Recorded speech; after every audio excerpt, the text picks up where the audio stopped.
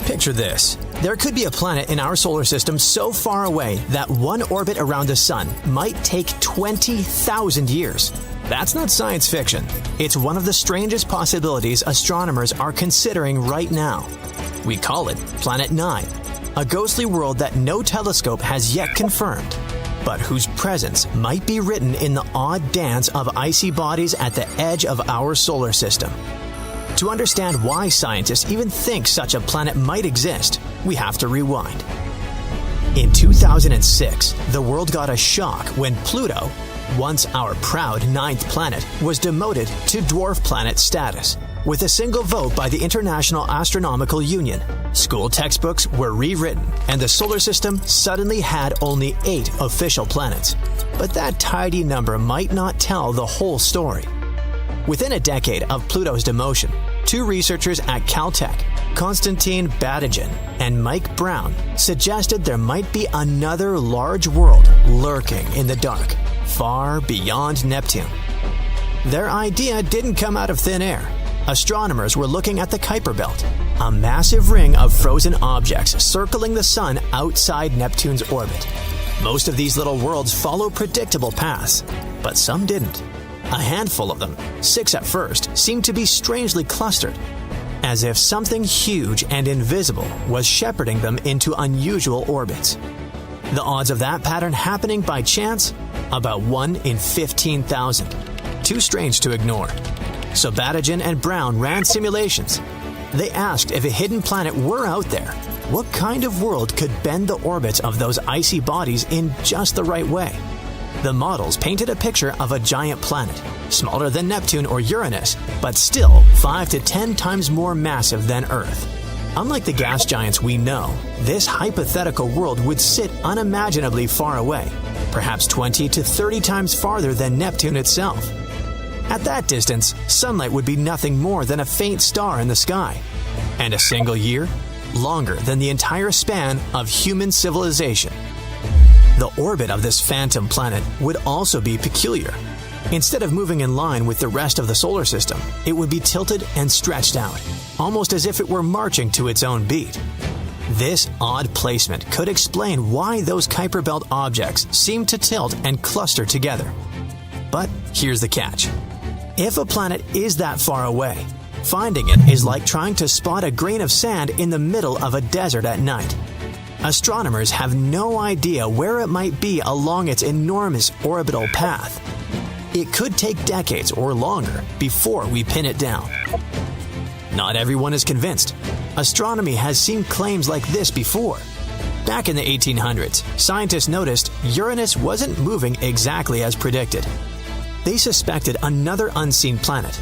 That led to the discovery of Neptune. But soon after, people thought there must also be another planet beyond Neptune, causing irregularities in Uranus's orbit. That search eventually found Pluto. Except it turned out Pluto was far too small to cause the effect. Later, better measurements showed the irregularities weren't real at all. So the astronomy community has learned to be cautious. Still, Planet 9 has generated serious buzz. Some recent studies even suggest there's around a 40% chance it exists. Others argue it might have been kicked out of the inner solar system long ago, banished to the cold outskirts where it's almost impossible to detect. On the flip side, skeptics point to newly discovered icy bodies that don't fit the Planet 9 theory. One of them orbits in a way that the planet can't explain. It raises doubts about the whole idea. So, where does that leave us? Right now, Planet 9 is a tantalizing mystery. If it exists, it would reshape our picture of the solar system. It might be the smallest gas giant, or perhaps a weird hybrid between a rocky planet and an ice giant. It could even help explain how our solar system formed in the first place, why some worlds ended up close to the sun, while others were flung far away. But here's the frustrating part. Confirmation won't come easy. Even the most powerful telescopes on Earth struggle to peer that far into the darkness.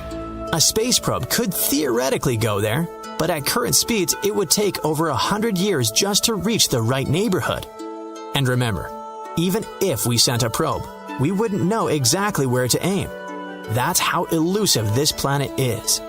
For now, Planet 9 remains a ghost in the data, a possible giant pulling strings from the shadows. Whether it's real or not, the search itself is a reminder of how incomplete our map of the solar system still is. We like to think we've charted every corner of our cosmic backyard, but the truth is, there may still be entire worlds waiting to be discovered.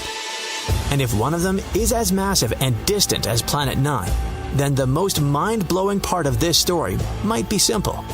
Our solar system might not be done surprising us yet. Across millennia, scattered among clay tablets, sacred scrolls, and whispered myths, humanity has preserved haunting tales of a celestial anomaly, a rogue planet, a cosmic saboteur whose rare appearance heralds disaster and upheaval. The Sumerians called it Nibiru, the planet of crossing.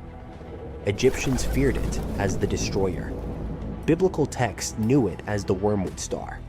Are these merely the colorful myths of ancient peoples, or are they fragmented memories of an all-too-real cosmic threat? Modern science, once quick to dismiss such legends, is now forced to reconsider. In 2016, astronomers Konstantin Batygin and Mike Brown from Caltech presented mathematical evidence suggesting the existence of a massive planet at the far edge of our solar system, Planet 9.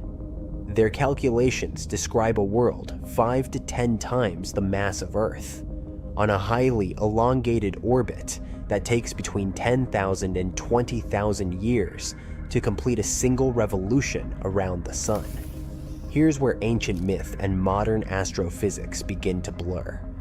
Sumerian cuneiform tablets, dating as far back as the 4th millennium BCE, contain astonishingly accurate astronomical data.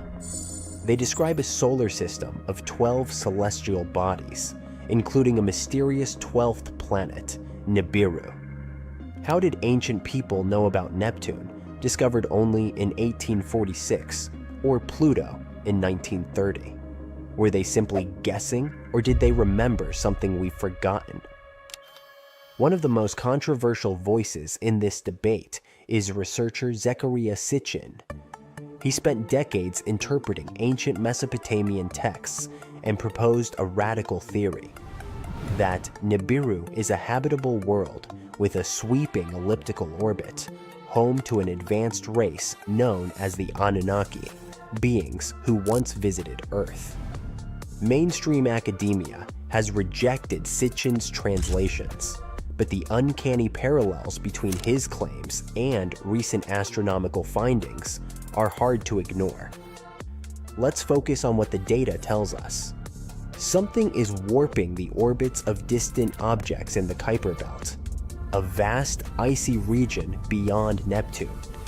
These objects behave as if being shepherded by a massive, unseen force. The dwarf planet Sedna, for example, follows a wildly unusual orbit that can't be explained by known gravitational influences. And then there's the Kuiper Cliff, an abrupt drop-off in the number of objects beyond 50 astronomical units. What's causing it? Something or someone. These anomalies have left astronomers scratching their heads and have fueled growing speculation that a massive, unseen planet is hiding in the dark outskirts of our solar system. Ancient texts from multiple civilizations describe apocalyptic upheavals linked to a celestial intruder. The Egyptian Ipuwer papyrus eerily recounts plagues and chaos. The river is blood, the earth turned upside down, days are shrouded in darkness. The Babylonian Epic of Era speaks of a time when the stars left their appointed paths. These aren't just poetic metaphors. They're historical shockwaves echoing from a forgotten trauma. So what happens if Nibiru, or Planet 9, makes its next approach? Even without a direct collision, the consequences could be catastrophic. its gravity might tilt Earth's axis, triggering sudden climate shifts. It could awaken tectonic fault lines and stir dormant volcanoes. Disturbed asteroid belts might send deadly space rocks hurtling toward us. It could disrupt our magnetosphere, disabling electronics and satellites.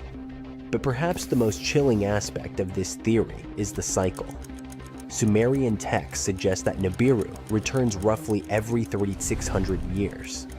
If this is true, its last passage might have occurred around 1600 BCE, a time curiously aligned with the collapse of Bronze Age civilizations, a period marked by mass migrations, natural disasters, and inexplicable cultural decline. Was this coincidence or consequence? The clock might be ticking again. Today, the hunt for Planet 9 continues, using the world's most powerful telescopes and cutting-edge simulations. We stand on the edge of either confirming the greatest myth ever told, or revealing that ancient peoples tried, in the only language they had, to warn us. It may not bear the name Nibiru. It may not carry golden tablets or alien emissaries.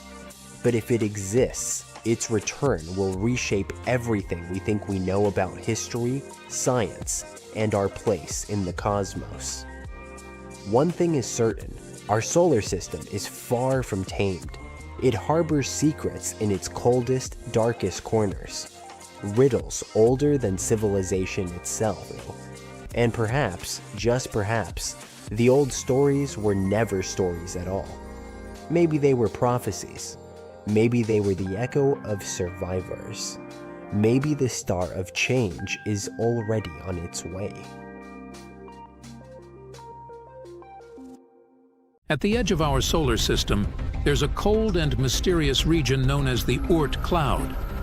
It's a hypothetical vast area of icy space objects surrounding the Sun.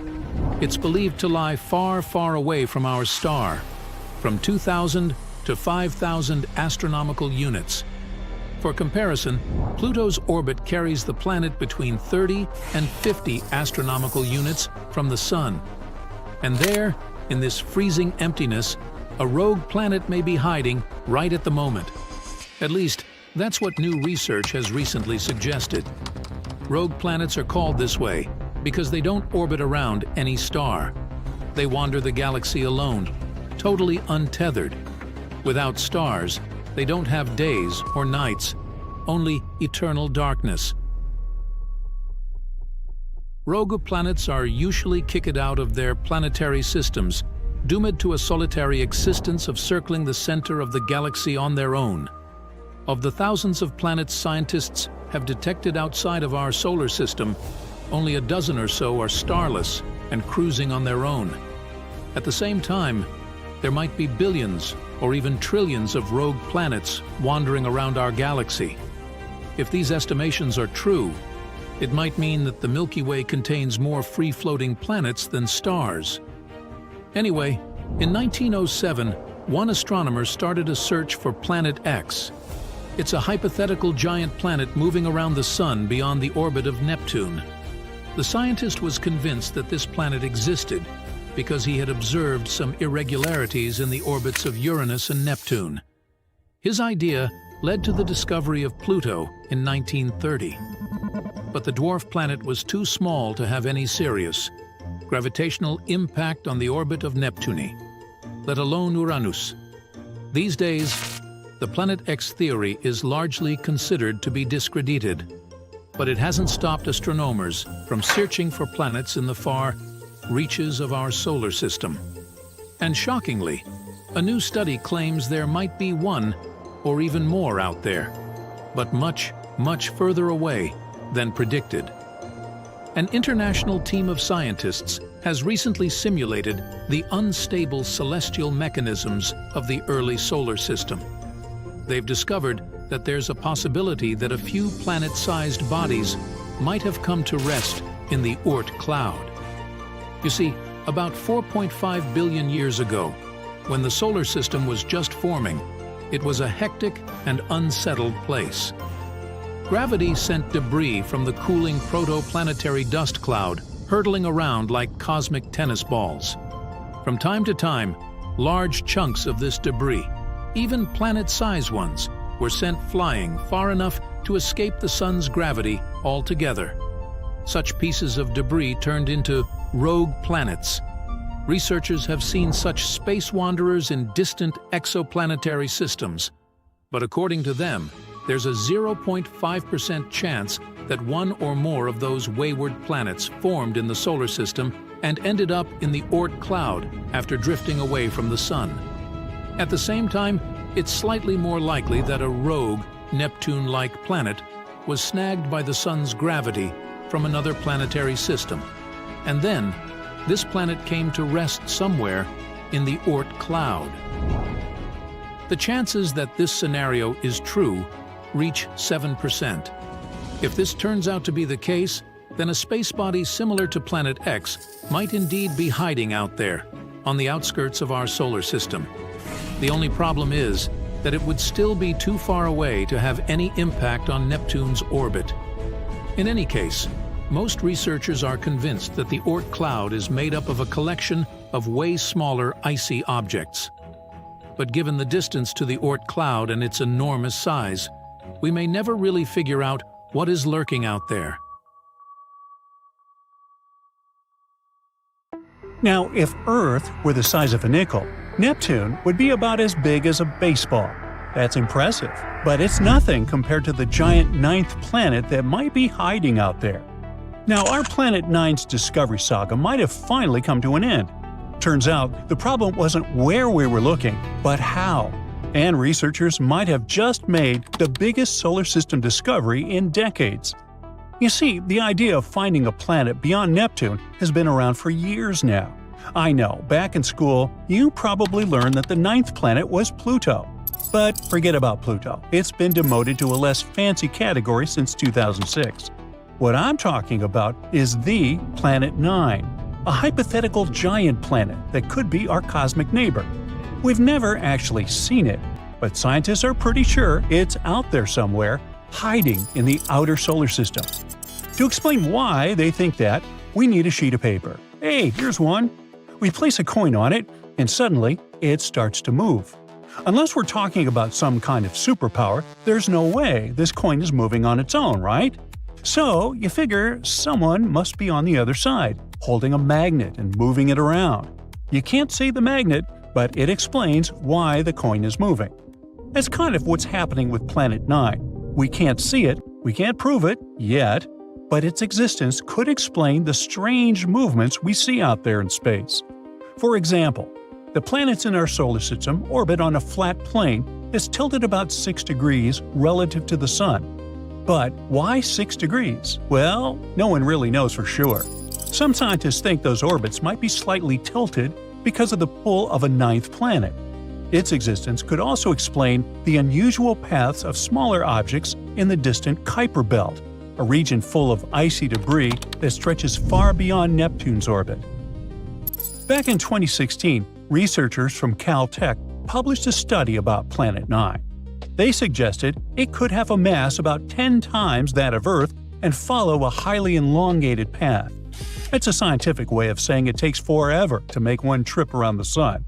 Because of that, it would be located in the outer solar system. I mean, far, far away. It would orbit the Sun about 20 to 30 times farther out than our most distant planet, Neptune. According to scientists, Planet 9 would take up to 20,000 Earth years to complete just one full orbit around the Sun.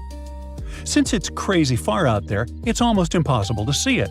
So, as cool as this hypothesis sounds, we've never found solid evidence that Planet 9 actually exists. But we might be pretty close. In May 2025, a team at National Tsinghua University might have made one of the most exciting solar system discoveries ever. Alright, so there's a hypothesis that Planet 9 hasn't been discovered yet because we haven't been using the right method. This new study raises an interesting question. What if Planet 9 actually looks brighter in infrared light than it does in visible light? Let me explain. scientists have been trying to spot Planet 9 by its reflected light. But here's the problem. To spot it in visible wavelengths, sunlight would have to travel all the way out to Planet 9, bounce off its surface, and then travel all the way back to Earth. If a Neptune-sized planet were about 10 times farther away than Neptune, it would look about 10,000 times fainter. But a planet's own thermal radiation, its heat, only has to make a one-way trip. So in infrared light, Planet 9 would only be about 100 times fainter. That's why it makes more sense to look for it using space-based infrared telescopes. And that's the idea behind this new study.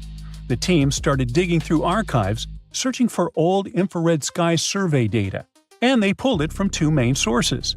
First, IRIS, a satellite launched in the 80s that scanned the sky for almost a year. Then, the Japanese satellite Akari, another infrared observatory that operated between 2006 and 2011. So basically, they compared objects that showed up in IRIS database and noticed which ones had moved by the time Akari took its observations. And by doing that, the researchers found something incredible, an object that might just be our long-lost ninth planet. Because if something moves, it could be a planet orbiting the Sun, right? And yeah, they did find some celestial objects showing tiny movements. But before jumping to conclusions, they had to rule out the parallax effect. And that's something really important when we're talking about solar system discoveries. To explain it, I need you to do something. Hold one finger in front of your face. Close one eye, and now switch. Your finger seems to move a tiny bit, right? That's because you're looking at it from a slightly different angle, from one eyeball to the other. The same thing happens when we look out into space from Earth. Since our planet orbits the Sun, our view of very distant objects shifts just a little. That effect is called parallax. My point is, because of this effect, Planet 9 would appear to move across the sky as Earth goes around the Sun. On any given day, it might seem to be in one spot, but 6 months later, when Earth is on the opposite side of the Sun, it would look like it shifted. 6 months after that, it would seem to move back again. Scientists had to account for parallax. Actually, they had to remove its effects. So the team looked at images of the sky taken on the same date every year. Because on that same date, Earth is always in the same spot in its orbit. That means if Planet 9 is real, it would show up in the same place in those images every year. No fake wiggle from parallax, just its real position. This careful search led them to a single object, a tiny dot in the infrared data. This strange little spot had moved slightly along its orbit around the Sun over the 23 years between Iris and Akari. Wait, could that be it? Did astronomers just confirm a hidden planet? Well, maybe. But don't get too excited. The data we have on its motion over that time is not enough to figure out its full orbit. So, for now, we still can't say for sure if this mysterious object is really Planet 9. It's definitely a strong candidate, though. Based on how bright the object appears, the team estimates it could be pretty massive, and that came as a big surprise.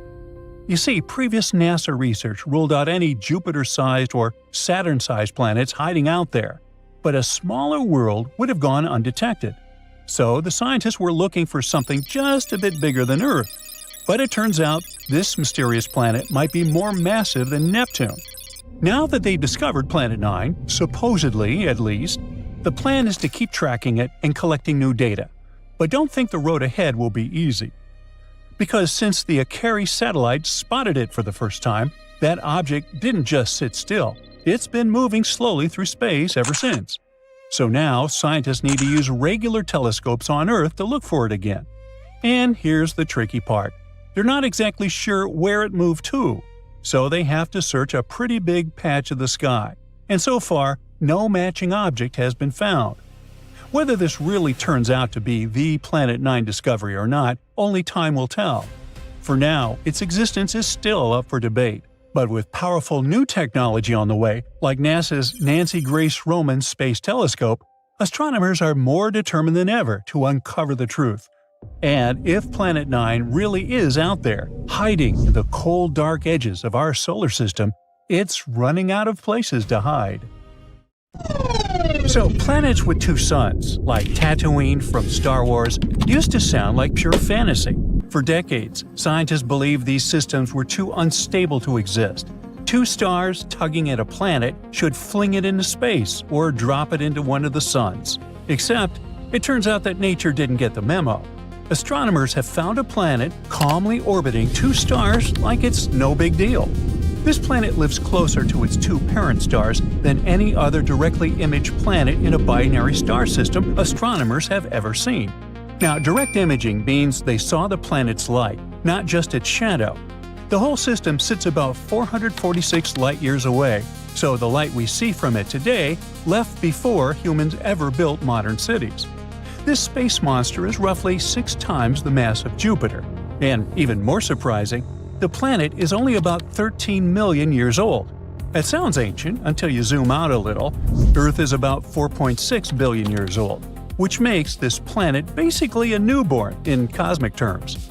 The two suns of this monster orbit each other incredibly fast and complete a full loop in just 18 Earth days. That means their gravity constantly shifts, yanking space around them like a cosmic washing machine. Even so, the planet stays locked in its path, so it takes it 300 Earth years to finish a single orbit. So nobody fully understands how this planet formed in the first place. When two stars orbit each other this closely, their gravity usually tears apart planet-forming material before anything big can take shape.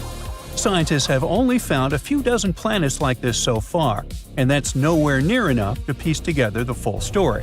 To solve the mystery, they need more data. Now, another cool find that still needs more research is a planet so stretched by gravity that it looks like a lemon, not a sphere. This planet is nothing like the calm blue and green worlds we see in space movies. It orbits a pulsar, which is basically a star's corpse. When a massive star expires, it collapses into an ultra-dense object that spins insanely fast and blasts radiation like a cosmic lighthouse. Being near one of those means game over for anything solid. And yet, this planet hangs on, barely. The gravity stretches it, pulling harder on the side facing the pulsar than the far side, like cosmic taffy. And here's where it gets extra unsettling. When scientists analyzed this planet's atmosphere, they didn't find water or oxygen. They found helium and pure carbon. No clouds, no oceans, no chance of life. According to everything we know about planet formation, this world shouldn't exist at all. So it might not be a planet in the normal sense. It could be the exposed core of a star that got shredded, leaving behind something stuck between planet and stellar corpse. That's a pretty scary trend. The line between planets and stars keeps getting blurry. And speaking of scary, meet this guy. This system lives around two red dwarf stars. These two stars orbit each other at a distance similar to how far Jupiter sits from the Sun. Scientists found two Earth-sized planets and a third possible one squeezed right up next to the stars. One planet completes a full year in just over 2 days. Another takes about 3.5 days. The candidate planet orbits even faster. To put that in perspective, these planets sit less than 2 million miles from their star. The Moon sits about 250,000 miles from Earth. So yeah, these worlds are close. When they combined data from space and ground-based telescopes, astronomers realized they were staring at something totally new – planets that transit or pass in front of both stars. Most planets in double-star systems orbit only one star, and this setup shouldn't last long according to the rules of physics. But these planets exist anyway, calmly breaking the rules. So this guy proves that planet formation works in ways we still don't fully understand, and space clearly enjoys messing with our expectations. Now, let's crank up the horror a notch. Astronomers made the first ever 3D map of a planet outside our solar system. And not just any planet. This one is so hot it literally tears water molecules apart. As the planet moved behind its star, the James Webb watched tiny changes in the star's light at different colors or wavelengths. Some colors get absorbed by water vapor, others don't. By stacking all that info together, scientists figured out temperatures at different heights and locations in the planet's atmosphere.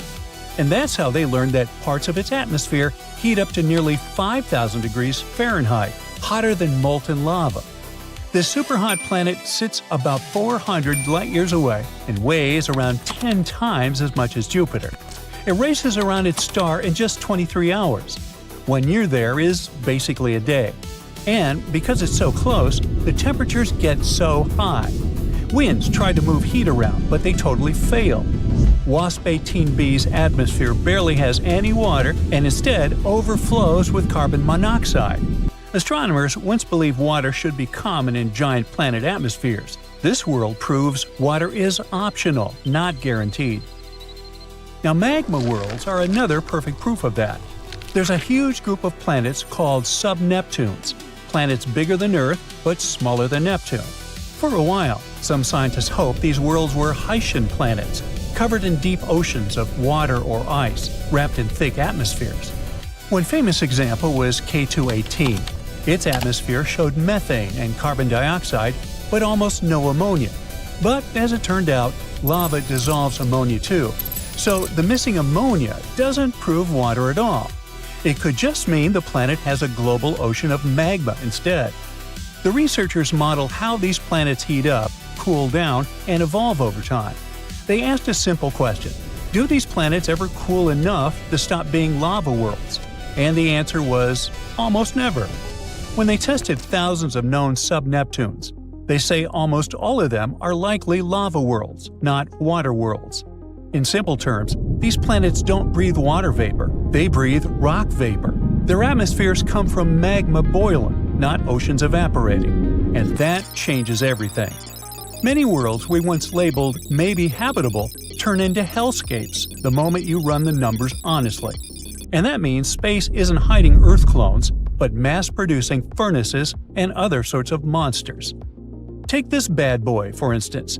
It sits only about 64 light-years away, which is uncomfortably close in cosmic terms, and it's the nearest hot Jupiter to Earth. From afar, it looks stunning, a smooth, deep blue marble floating peacefully in space. But that color hides something absolutely brutal. On this planet, it rains glass, sideways. Winds scream across the atmosphere at around 5,400 miles per hour, fast enough to shred anything instantly. The blue color comes from tiny particles of silicate, the stuff glass is made of, floating in the air. The planet's surface temperature hits about 2,400 degrees Fahrenheit, hot enough to melt rock. That heat turns those silicates into microscopic shards of glass that whip around the planet like a worldwide sandblaster. Standing there wouldn't hurt. You wouldn't exist long enough to ever feel it. And then there's the darkest planet ever found. It reflects less than 1% of the light that hits it. It's darker than coal, darker than black paint. Light just disappears into it. Not all planets even bother with stars at all. Astronomers have found rogue planets, worlds kicked out of their solar systems. These lonely planets drift through space in total darkness, frozen and untethered, with no sunrise ever again. Now, all of this shows us that our universe isn't designed for life. Life survives despite the universe, not because of it. Earth isn't typical, it's lucky. We're only at the beginning of this discovery era. Every year, new telescopes sharpen the picture, and every year, the picture gets stranger. The more clearly we see the universe, the less it resembles our imagination. And that's the most unsettling truth of all. For thousands of years, people knew only about the planets Mercury, Venus, Mars, Jupiter, and Saturn, which they could see using simple telescopes, or even by the naked eye if conditions were good. But in the late 18th century, a famous astronomer named Sir William Herschel discovered a new planet that was icy blue in color. At first, people thought it was a star, but later they realized it was a planet. Today, we know it as Uranus, a planet that's more than 19 times farther away from the Sun than Earth. It's so far away that it takes Uranus 84 years to complete one trip around the Sun. This astronomer also discovered many other interesting things in space, like double stars and nebulae. In the mid-1800s, scientists noticed something pulled Uranus and strangely tugged its orbit. They thought there must be another planet out there. and they used math to predict where it would be. Finally, in 1846, they found Neptune using a telescope. It was too faint to see with the naked eye because it was too far away from the sun. It was all so exciting. Who knows how many other planets could be there, lurking in the darkness of our solar system? Back in the mid-1800s, astronomers noticed something unusual was happening in the sky. A small rocky planet named Mercury was behaving strangely. It didn't follow the predictable orbit that was expected of it. One of the astronomers was a brilliant French scientist named Urbain Le Verrier. He came up with a theory that there could be another planet in our solar system no one had yet discovered.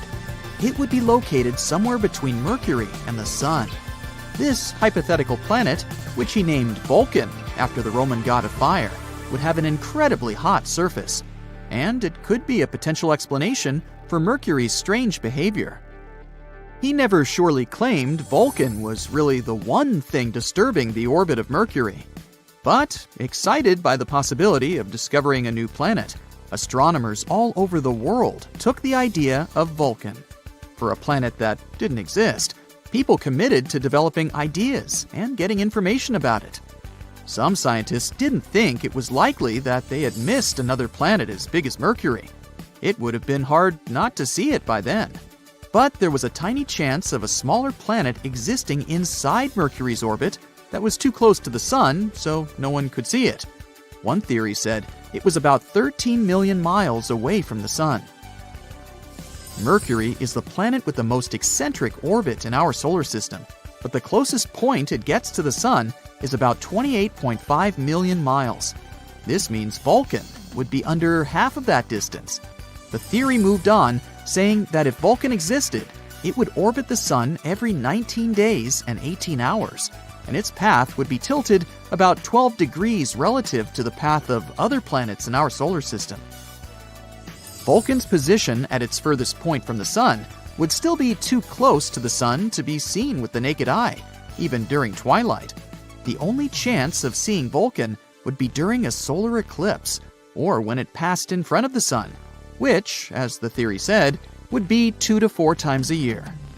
They had a theory that this mysterious planet was so close to the Sun that it could only be seen during a total solar eclipse when the moon blocked out the Sun's blinding glare. So, every time there was an eclipse, scientists would peer at the Sun, hoping to catch a glimpse of Vulcan. They were trying really hard, but no matter what, they couldn't find this mysterious planet. Some astronomers claimed to have spotted it during eclipses, but no one could ever confirm or find evidence for that. The theory of Vulcan was left waiting for some better times. Einstein had a different idea. You know about his theory of general relativity, right? That's where he claimed gravity wasn't some sort of natural force, but a result of space-time curved because of the presence of giant space objects, like planets and stars. Planets circle around the Sun in their usual orbit because space-time is curved. That means the planets are kind of falling towards the central star of our solar system. And Einstein tried to explain Mercury's unusual orbit using his own theory of relativity. Unlike the other planets in our solar system, Mercury's orbit wasn't that circular. Instead, it seemed to wobble slightly, as if there was an invisible force pulling it away. Einstein said this could be happening because the massive gravity of our Sun was actually curving the fabric of space-time around it. He claimed it's possible this changed Mercury's orbit a little bit. It took the scientific community a while to test this theory, but it eventually seemed like the most plausible explanation. Even though Einstein's theory gave us a more elegant explanation for Mercury's strange orbit, some scientists were still holding out hope for Vulcan. It was especially hard to let go of the idea of Vulcan because Mercury is also the planet that's really hard to see from where we're standing. But later, more and more scientists started accepting Einstein's theory above their imagination, and they would observe a total solar eclipse specifically to test Einstein's theory of relativity, not because of Vulcan. And Vulcan is not the only hypothetical planet everyone was talking about. In the newer age, Some believe there could be a mysterious planet lurking in the outer part of our solar system, but this one is more likely to exist. No one has seen it directly yet, but computer simulations show this so-called Planet 9, or Planet X, is probably somewhere there beyond Neptune. Neptune and Planet X could be similar in size. Planet X could be 10 times more massive than Earth and circles around our Sun in an elongated shape, which is on average 20 times farther from the Sun than Neptune. A year there may last between 10,000 to 20,000 Earth years. By comparison, a year on Neptune lasts 165 Earth years. Something this big moving out there beyond Neptune could explain the unusual orbits of smaller objects in the Kuiper Belt. The Kuiper Belt is the area of our solar system beyond Neptune and where it orbits. And there are most likely many asteroids, comets, and some other smaller bodies there, mostly made of ice. There was another hypothetical planet called Nibiru. Remember those rumors that the world could end back in 2012? One of the popular scenarios was Nibiru, which some claimed would hit our home planet at the end of the year. Of course, nothing happened. We're still here, all set and good, but the idea of Nibiru seemed interesting. Stories started in the 1970s when a man named Zecharia Sitchin mentioned Nibiru in his book, The 12th Planet, claiming it orbits the Sun every 3,600 years. But there's no chance a planet with such an eccentric orbit wouldn't disrupt other planets in our solar system with its gravity. And if it was really coming that close to Earth in 2012, we were supposed to be able to see it with the naked eye. Some simple calculations showed Nibiru would have been nearly as bright as Mars at its dimmest and brighter than the faintest stars you see from a city. Oh well, maybe we'll have more luck in the next 3,500 and something years. In 2011, a comet named Elenin appeared that many people thought could be Nibiru. But when you're looking at comets and planets through a telescope, you see they appear differently. A comet has a coma, which is a gas atmosphere, together with a tail, something a planet doesn't have. Plus, this comet didn't slam into the Earth. It came too close to our Sun and fell apart. The leftover pieces will continue moving on their way to the outer solar system for the next 12,000 years. Have you heard about Planet 9? No, not Pluto. We're talking about something lurking on the outskirts of the solar system. A mysterious planet that exists in our solar system that we haven't yet discovered.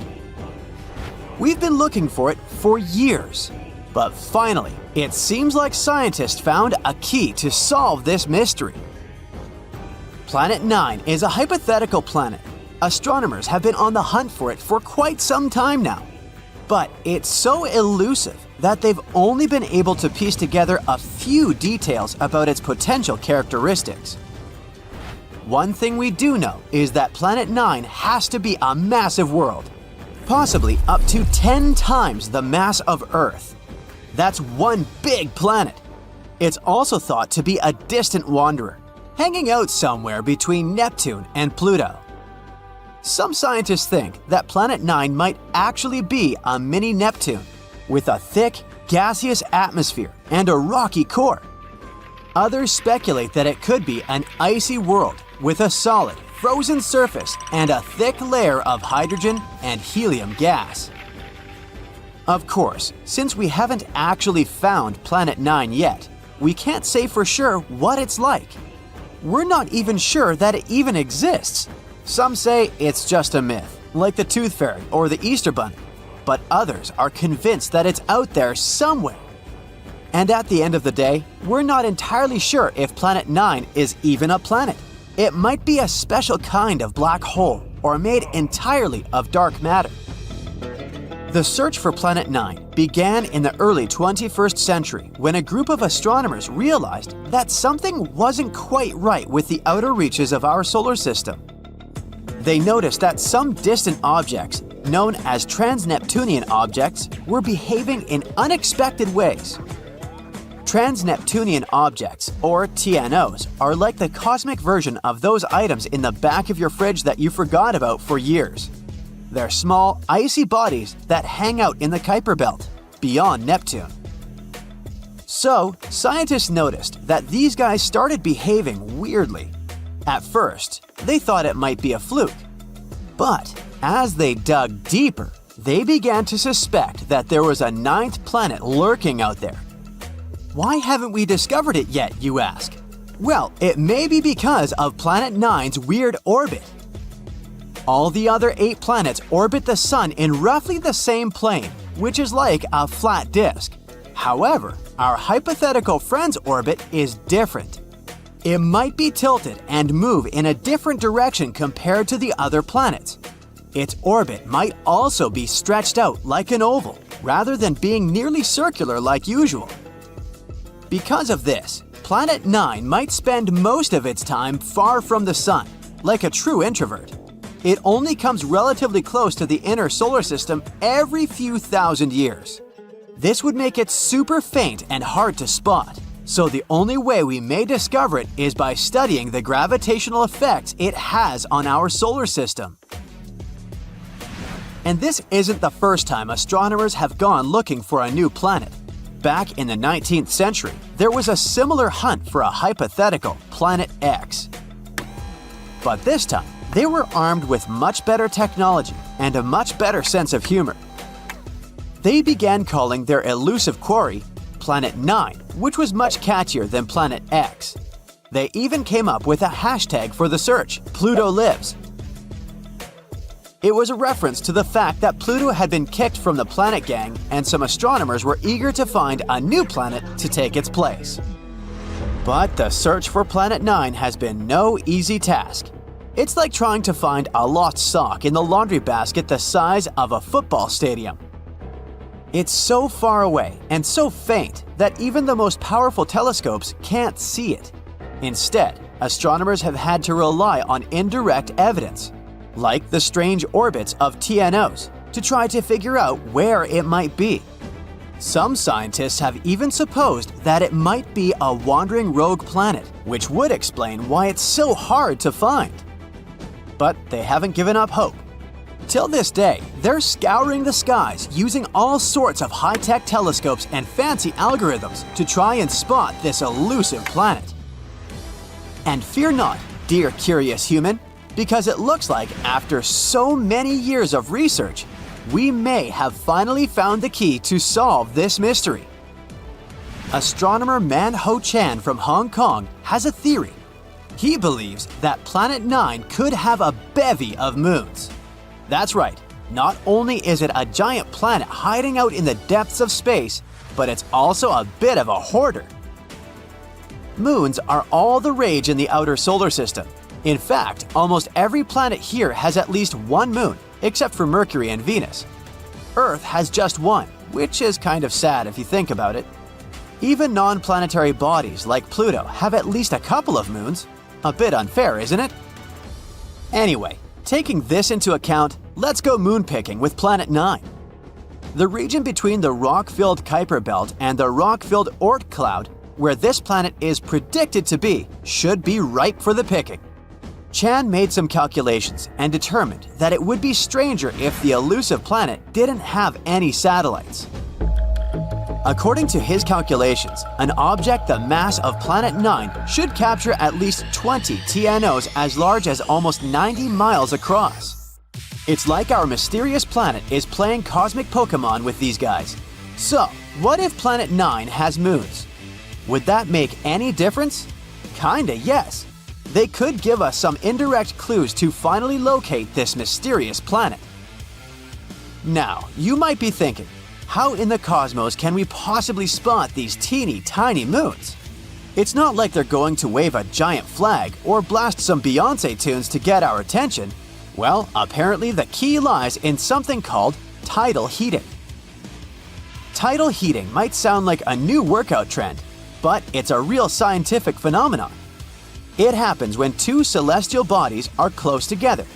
You see, tides aren't just about the rise and fall of the ocean, They're also the result of gravity pulling unevenly on a planet or moon. When a planet and a moon are close enough to each other, their gravity pulls on each other, creating a bit of a football shape.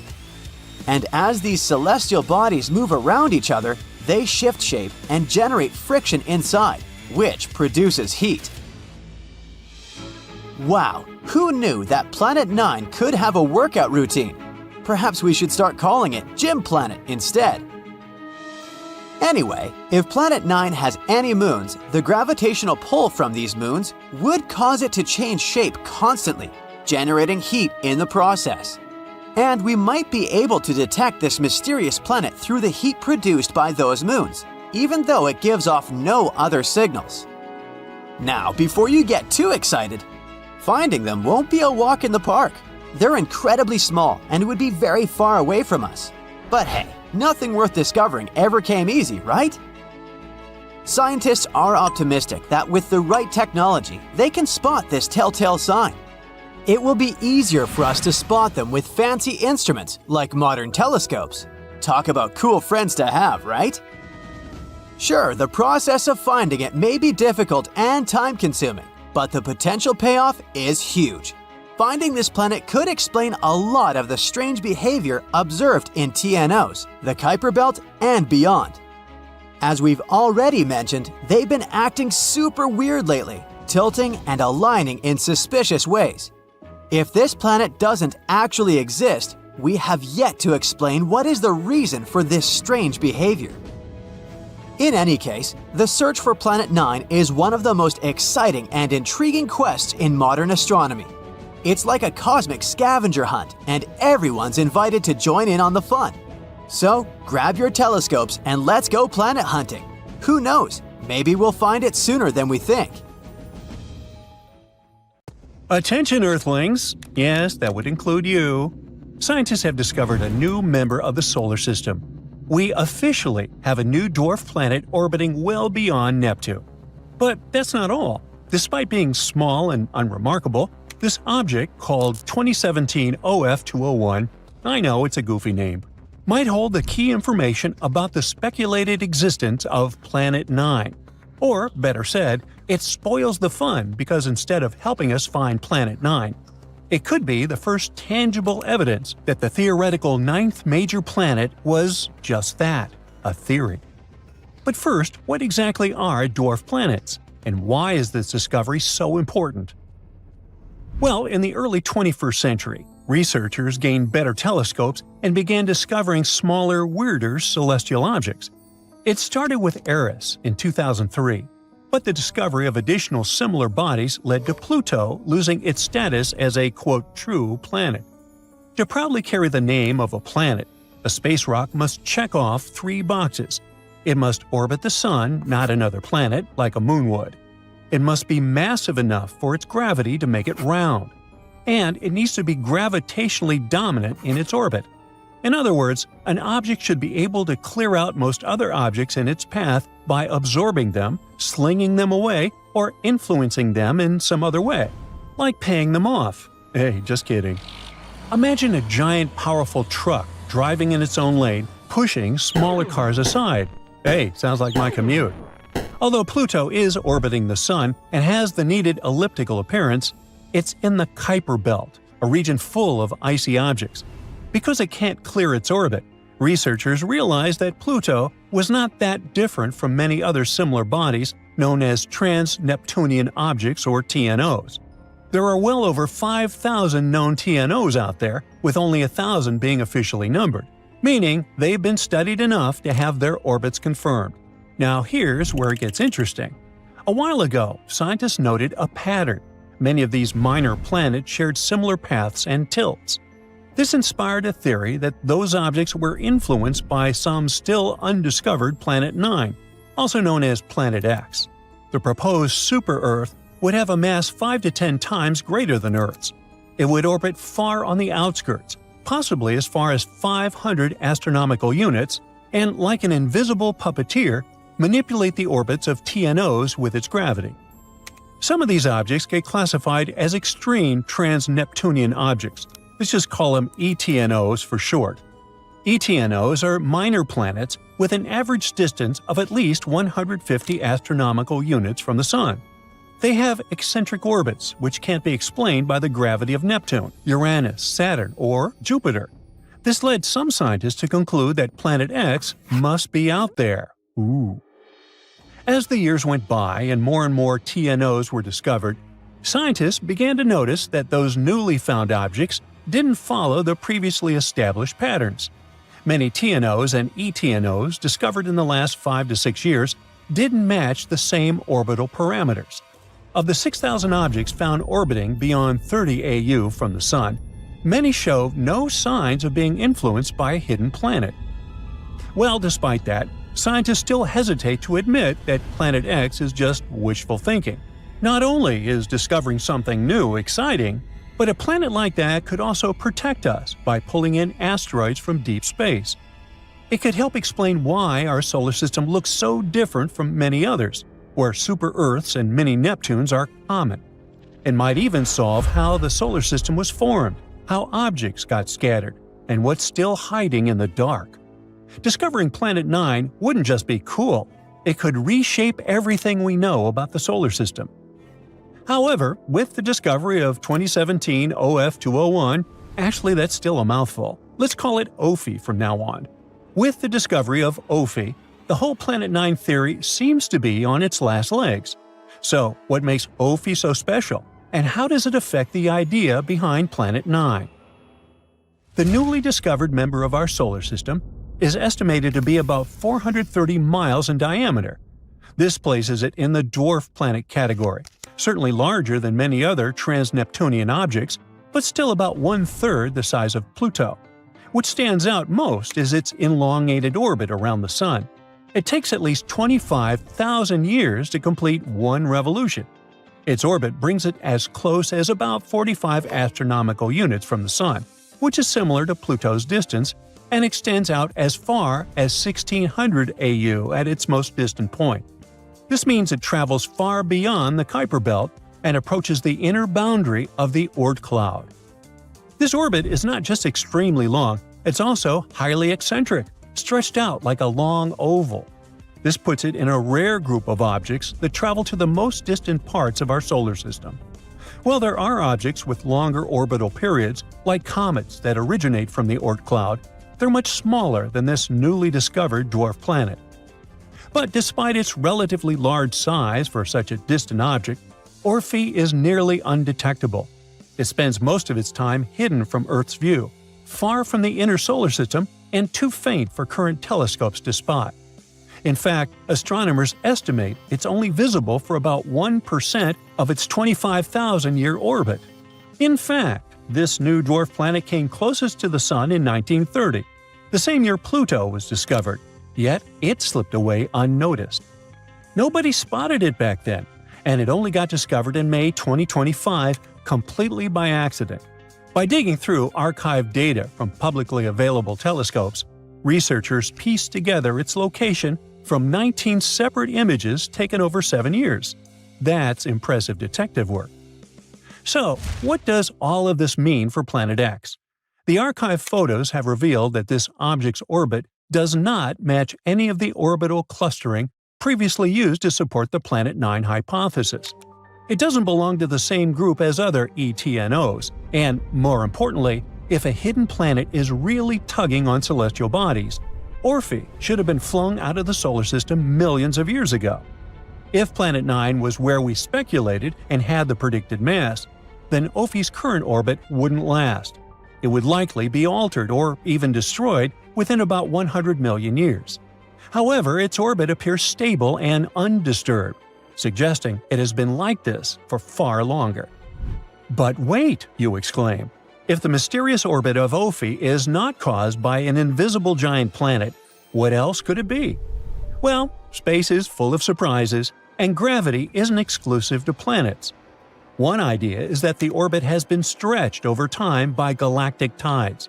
Just like the Moon pulls on Earth's oceans, the Milky Way galaxy itself pulls ever so gently on everything in the solar system. It's a slow, steady force. But if you're far out enough, like OFI is, Even that gentle tug can twist your orbit over millions of years. Now, another possible explanation could be that a passing star may have come to our solar system a long time ago, especially during its formation. Back when the sun was young and surrounded by newborn stars, one could have passed close enough to give some outer objects a gravitational nudge. That kind of flyby could have easily yanked an icy object into a stretched-out, tilted orbit. The third idea is that such unusual orbits are leftovers from the early solar system, when planets and debris were being flung all over the place. Some may have ended up in stable but extreme orbits, like Ophi, the dwarf planet. If something really is pulling on these distant objects from outside our solar system, something like the galaxy itself, then we lack models to explain it. It's remarkable that we've managed to spot Ophi in the first place. These objects only appear when close to the sun, so we've likely seen just a fraction of what's out there. There could be hundreds or even thousands of similar rocks, all with strange orbits and mysterious origins. Which means the real mystery might not be a hidden planet, but the hidden world of space rocks quietly orbiting in the dark, waiting to be found. We've discovered Kepler-22b, a small exoplanet in the Cygnus constellation. Seems like nothing important, right?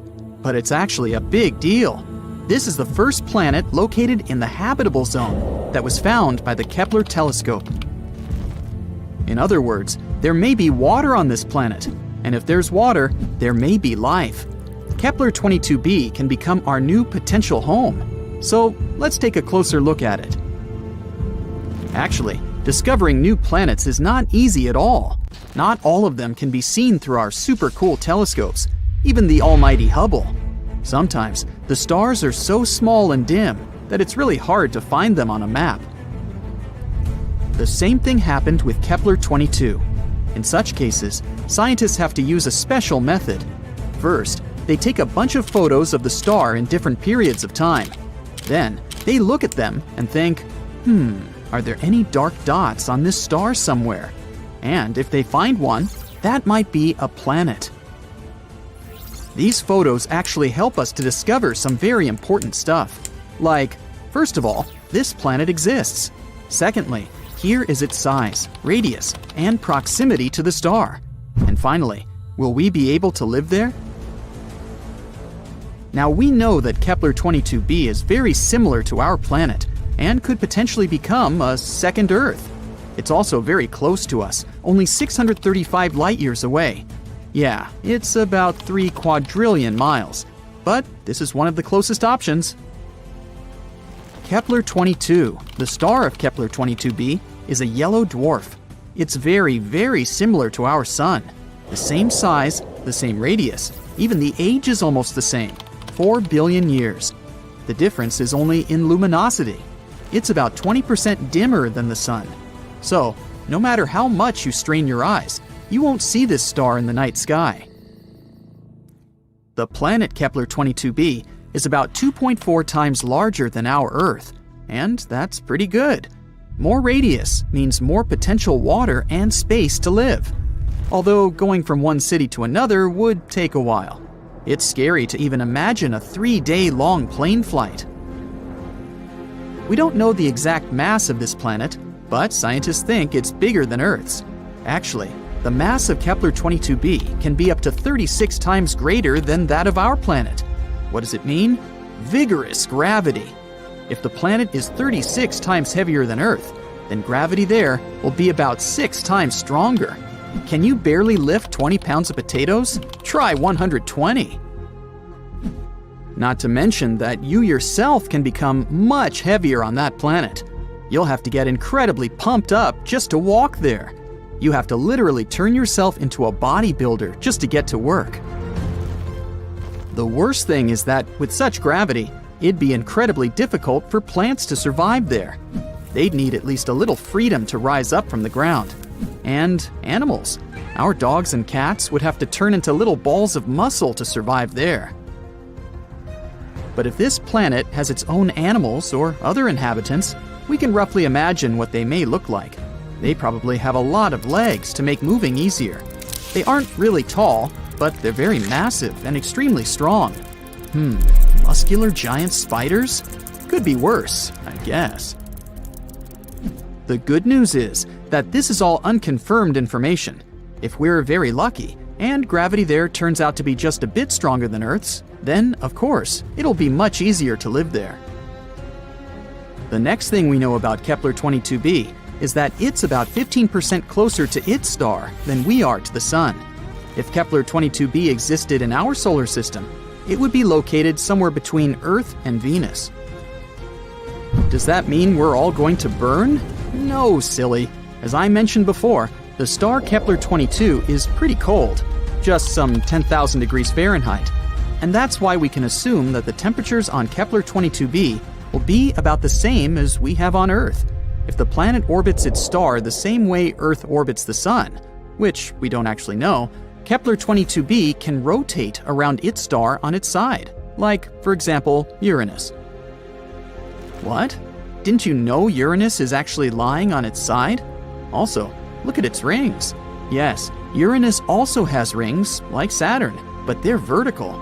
The universe is truly a mysterious place.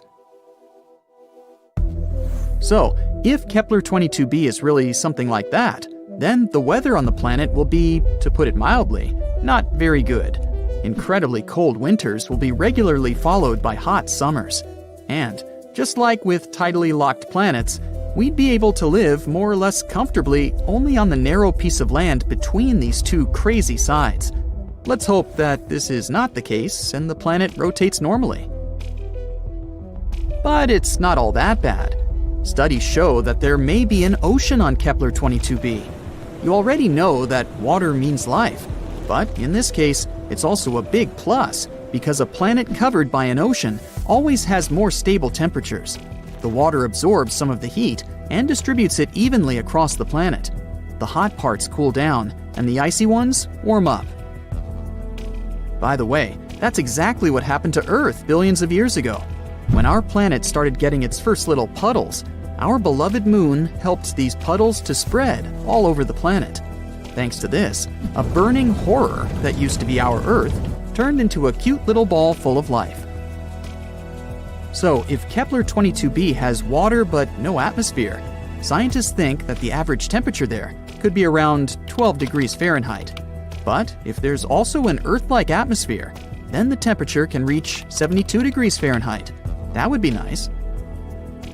And finally, 1 year there is equal to 290 Earth days, about 9 months. The planet has no natural satellites, so unfortunately, we'd have to say goodbye to a beautiful view of the moon. On the bright side, we'd probably be able to see the sun as a distant little star. We could admire it in the night sky, remembering our home, while not hiding from giant spiders. And this is all that we know at the moment. Unfortunately, it's quite difficult to explore such planets, so there's a lot of very important data that we don't know. For example, what kind of planet is this anyway? Yep, we're missing the most important information about Kepler-22b. We don't know if it's a rocky planet or not. And if not, then all the previously mentioned information means nothing. It may turn out to be a gas planet, or a planet covered with gas but with a solid core, like Neptune, or a water world covered with a giant ocean. In this case, it better be a water planet. Then at least we could build some kind of underwater city there. We could filter the water and eat fish, until we evolve into an amphibious species. Does it even count as evolution if we go back to our roots? Scientists, however, think that Kepler-22b may turn out to be a Neptune-like planet. Some astronomers have even assigned the planet to a category of mini-Neptunes. Yes, this is a real planetary category. But this hasn't been proven yet. But even if, fortunately for us, Kepler-22b turns out to be a rocky planet, we still don't know what the atmosphere is like there. Does it exist at all? What if it turns out to be something like the atmosphere of Venus, which is more toxic than your ex? Then we'd have to dig deep underground to somehow survive on this planet. And then we'd have to come up with a heat source, because it's pretty cold underground.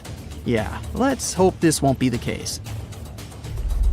There are many possibilities with Kepler-22b. So far, we don't have a clear answer.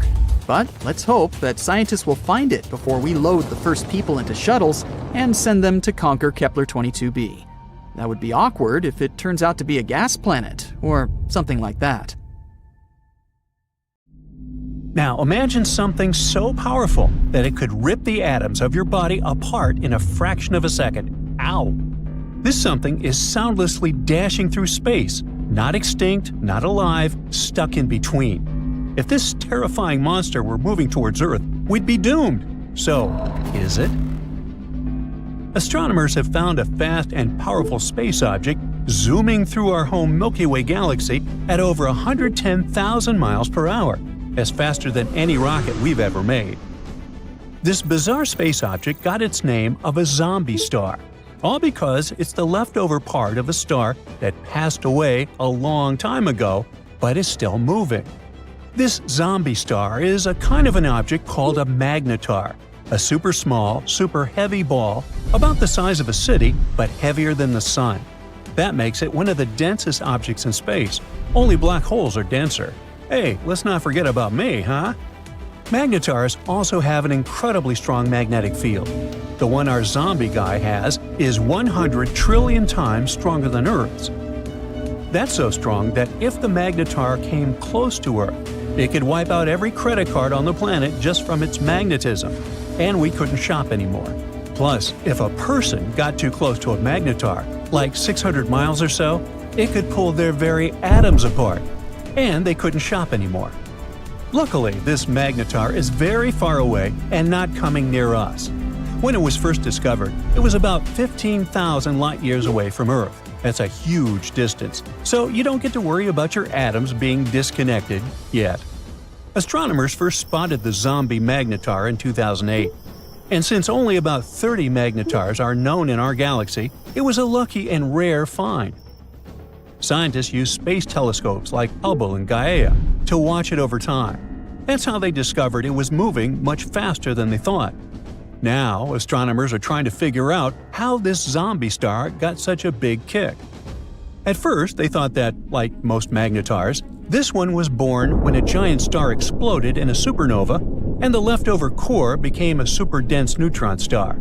According to their theory, it could have happened near something called supernova remnant HB9. That would make sense since most magnetars are created this way. But when they tracked its movement, they found that the zombie star was moving too fast and going in the wrong direction to have come from HB9. They traced its path thousands of years into the past and still couldn't find any exploding star or star cluster it could have come from. This means scientists now have one more mystery on their hands. Where did this zombie star come from, and how was it made? One explanation is that it came from a white dwarf, which is the leftover core of a smaller star like our Sun after it runs out of fuel. Now normally, when white dwarfs explode, they're destroyed completely. But in rare situations, instead of blowing apart, a white dwarf might collapse into itself and turn into a neutron star. This neutron star could then become a magnetar. This unusual way of forming a magnetar also gives clues about another mystery: fast radio bursts, or FRBs. These are very quick and powerful flashes of radio energy from deep space. Some FRBs come from galaxies that are so old there shouldn't be any exploding stars left. But if magnetars can be born from collapsing white dwarfs, that might explain how those FRBs are still happening. In any case, learning how magnetars form could help us explain many strange and powerful events we see across the universe. But so far, the investigation is still on, and no answers have been found yet. Zombie stars wandering across the universe isn't the only mystery we haven't solved yet. At one point, you might come across one of them while traveling through the cosmos. It looks like nothing. At a distance of 700 million light-years away from Earth, there's a hole, a blank void that has very few galaxies. This is a roughly spherical region about 330 million light-years across. Our home Milky Way galaxy could fit there thousands of times over. It's the mysterious Bode's void in the constellation of Bodes. Yeah, makes sense. You see, galaxies look like a giant web. Most of them are parts of long structures called filaments. Those wind through the cosmos, and when they meet, they form regions with a high concentration of galaxies. These regions are what we know as galaxy clusters. But between these clusters and threads, there are huge, empty voids that hardly contain any galaxies. Such voids make up almost 80% of the observable universe, and most of them are huge, from 30 to 300 million light-years wide. The Bode's void is one of the most massive ones. It has even earned the title of supervoid. Astronomers think it might be the result of a few smaller voids merging. But what could have caused such giant empty areas to appear in the first place? The reason might lie in the origin of the universe. In its early days, I wasn't around then, all the matter in the universe was packed together quite tightly. Astronomers even thought it was something like a uniform soup. But soon, random quantum fluctuations started disturbing this matter. Some areas became denser, and their gravitational pull became stronger. They began stealing matter from less dense regions. This made such areas even denser, and they kept attracting more and more matter. At the same time, smaller clumps of matter started drifting further away from the center, forming galaxies. If you visited a star cluster called Palomar 5, you'd forget all about voids and supervoids and even zombie stars. Instead, you'd need to concentrate on surviving, since the region is hiding a swarm of over 100 black holes right in the middle. And those black holes aren't just sitting there, they're at work, shaping the cluster nonstop. Palomar 5 is a group of stars located about 80,000 light-years away from us. Normally, clusters like this are dense and tightly packed, with stars all bunched up together. But Palomar 5 is different. It's spread out and has a huge tail of stars, stretching across 30,000 light-years. This beautiful tail is called a tidal stream. It's like the stars are spilling out of the cluster, creating a long river of light.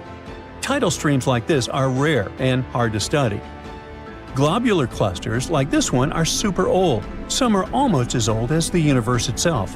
But Palomar 5 also stands out because it's the only cluster we know about that still has a tidal stream attached to it. And the black holes inside the cluster might be to blame. They're pulling on the stars in the cluster, messing with their orbits, and slingshotting them right out of the cluster. Or would that be sling shooting? I don't know. Anyway, these stars are what make up the tidal stream. Over time, more and more stars get flung out. Palomar 5 has way more black holes than expected. About 20% of the cluster's mass is made up of black holes, over 100 of them, each about 20 times the mass of our Sun. Of course, Palomar 5 isn't going to last forever. In about 1 billion years, the cluster will completely fall apart. By then, all the stars will have been gone, leaving behind just the black holes. And these black holes will orbit the Milky Way, like a ghostly remnant of a cluster that used to be there. Even though this cluster is creepy enough, there's something even more eerie you can see in space: thick clouds of gas and dust called nebulae. One of the most unusual ones is probably NGC 2392, located 5,000 light-years away from Earth in the constellation of Gemini. It was discovered more than 200 years ago and became popular because of its unusual appearance. It's basically a disk of material with a ring of comet-shaped objects. The tails of these objects stream away from the star at the center of the nebula. The bizarre orange streaks in the outer part of the cloud stretch light-years away in all directions. The middle resembles a ball of twine, but in reality, it's a bubble of material blown into space by the wind of high-speed material produced by the central star. Wow. Now picture a strange world where molten metal falls from the sky, a planet where it rains glass sideways, a place where the winds are many times the speed of sound. Even though these planets sound like stuff from a nightmare, they do exist. Would you survive on any of them? Nope. But come on, let's see why. Now, brace yourself, and I mean it literally, because WASP 127b is terrifyingly windy. On Earth, our most powerful storms produce winds around 200 miles per hour. And even Neptune, the windiest planet in our solar system, tops out at about 1,100 miles per hour. But on 127b, winds dash across the equator at a staggering 20,500 miles per hour. that's 35 times faster than a jet and faster than the speed needed to orbit the Earth.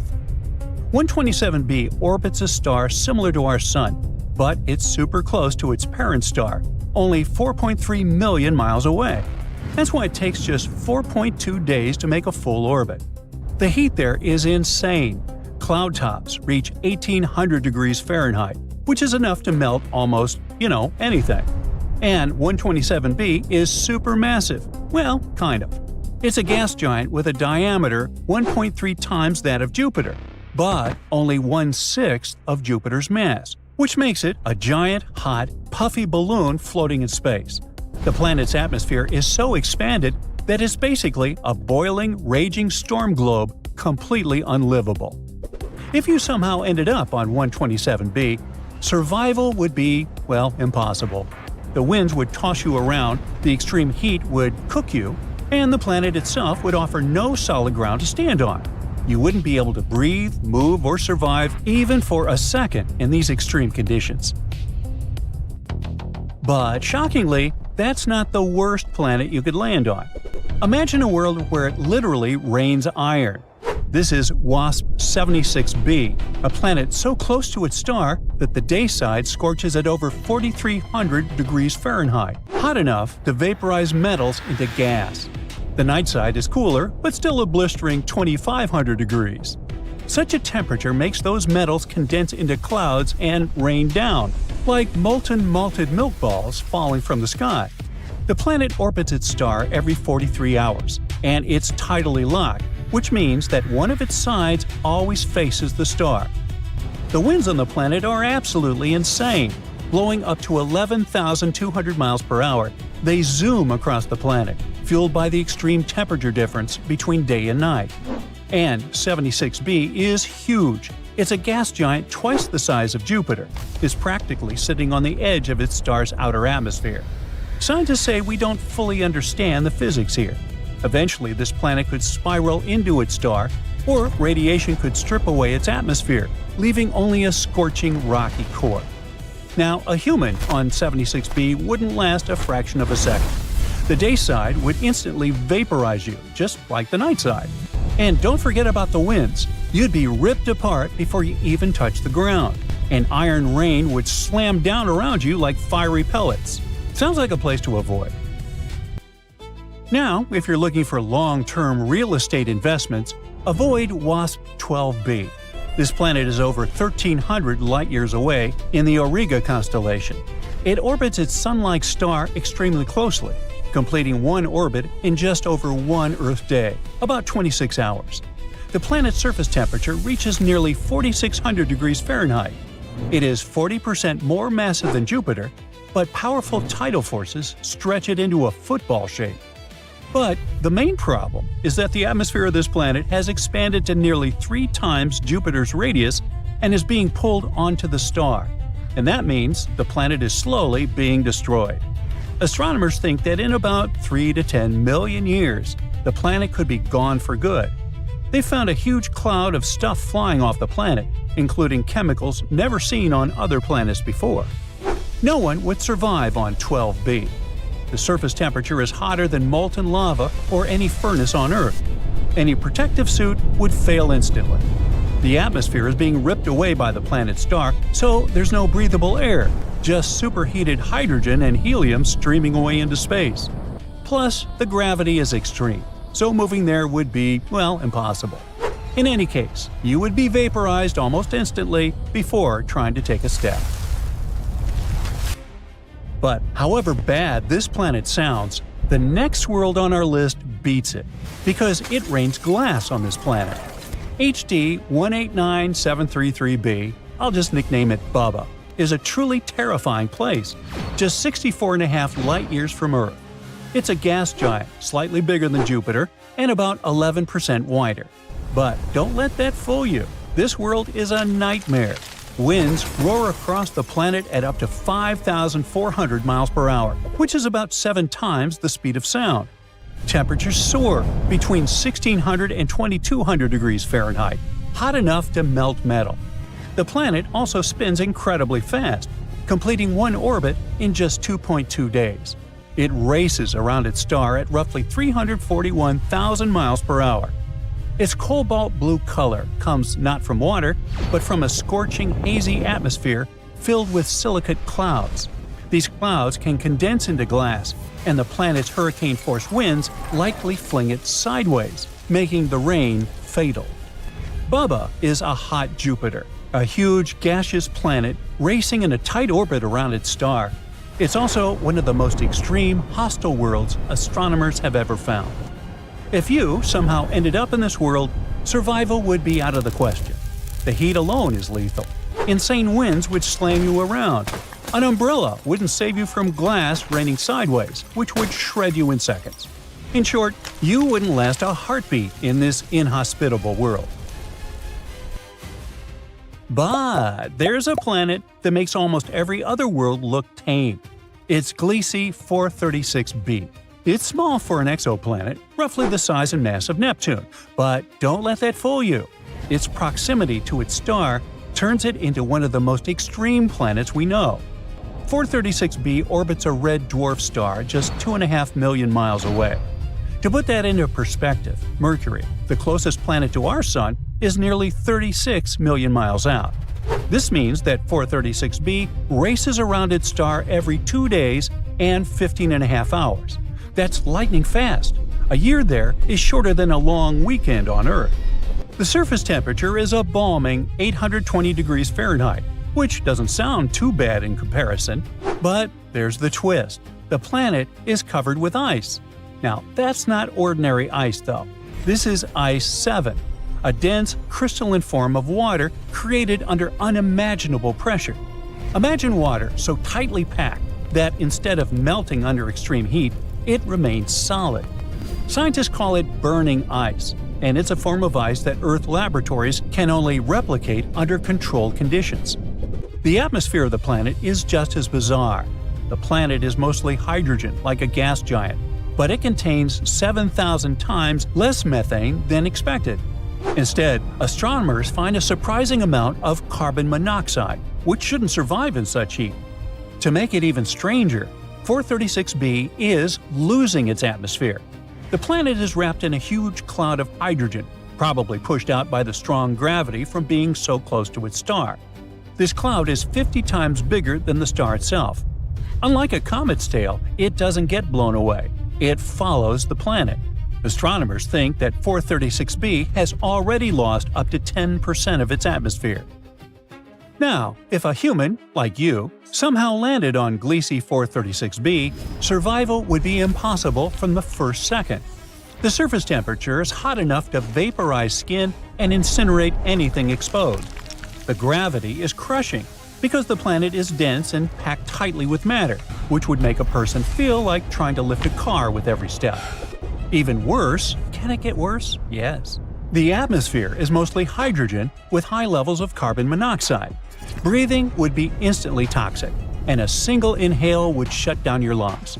And that burning ice is so solid under pressure that even if you somehow avoided the heat and toxic air, the ground itself would be a strange, brittle, crystalline surface that could fracture or collapse underfoot. Add to that the planet's rapid orbit. Completing a full year so fast means winds and atmospheric currents are extreme. No shelter, no suit, and no parachute could protect you. In short, you would be instantly boiled, crushed, and poisoned, all while the strange, dense ice underfoot refuses to melt. Well, bye-bye. Just when you think space couldn't get any more weirder? Hey, check my grammar. The universe throws a curveball in the form of a giant glowing bubble that's too perfect to be real. Astronomers have spotted something strange drifting through our galaxy. And it's not a rogue planet, which is a space body the size of a planet that doesn't orbit any star. It's not a star itself either. It's not even your average supernova remnant. It's a perfectly round sphere, and scientists are stunned. Astronomers were going through data from a super powerful radio telescope when they spotted something that looked like a perfect round bubble. At first, they thought it was the leftovers from a massive star explosion called a supernova. But the weird part was that the object was too perfect. Normally, such explosions leave behind messy, uneven clouds. And the newly discovered one looked like someone had drawn it with a compass. The scientists named the space bubble teleos, which means perfect in ancient Greek. They've already looked at all the possible explanations, but none of them really make sense yet. This strange space body was discovered thanks to a telescope in Australia called ASCAP. It's been scanning the sky and finding all kinds of weird circular objects. This research was part of a project called the Evolutionary Map of the Universe. Some of the faraway circles, known as ORCs, which is short for odd radio circles, have already puzzled scientists. But this one is different because it's inside our own galaxy. At the same time, even though Teleos is technically closer to us, scientists can't quite figure out how close it is. And that's making it harder to understand where it came from or how it formed. The researchers have taken an even closer look at this strange space bubble and found something super odd. It only gives off a very faint glow and only in radio waves, not in visible light or X-rays. Based on that glow, they figured it's most likely the leftover shell of a massive star explosion called a Type Ia supernova, one of the brightest and most powerful kinds of explosions in the universe. This kind of explosion happens like this. A super-dense dead star called a white dwarf starts stealing material from a nearby star. It keeps sucking in stuff until it just can't handle the weight anymore, then it blows up in a huge burst of energy. Now that part makes sense. But figuring out how far away is this thing? Strangely, it's not so easy. Scientists have run the numbers and ended up with two possible distances for Teleos. Either it's around 7,175 light-years away, or it's much farther, about 25,114 light-years away, give or take. Depending on which distance is right, the size of the bubble could be vastly different. If it's closer, then it's about 46 light-years wide. That would make it a pretty young supernova remnant, maybe less than 1,000 years old. But if it's farther away, then it's a giant 157 light-years across, which could be more than 10,000 years old. So, which one is it? That's where things get tricky. Scientists have models that tell us how these supernova leftovers should behave. And one of the most important things they expect to see is X-rays. But you might remember that Teleos doesn't show any, not a single X-ray in sight. That's the big mystery. How can something that should be glowing with X-rays be totally silent? It just doesn't add up and leaves the scientists very puzzled. Another idea the scientists are considering is that Teleos might not be a regular supernova remnant at all. Instead, it might be the leftovers from a rarer kind of explosion called a Type Lax supernova. And this one? It's extra weird. In a normal Type La supernova, the white dwarf star blows itself to bits.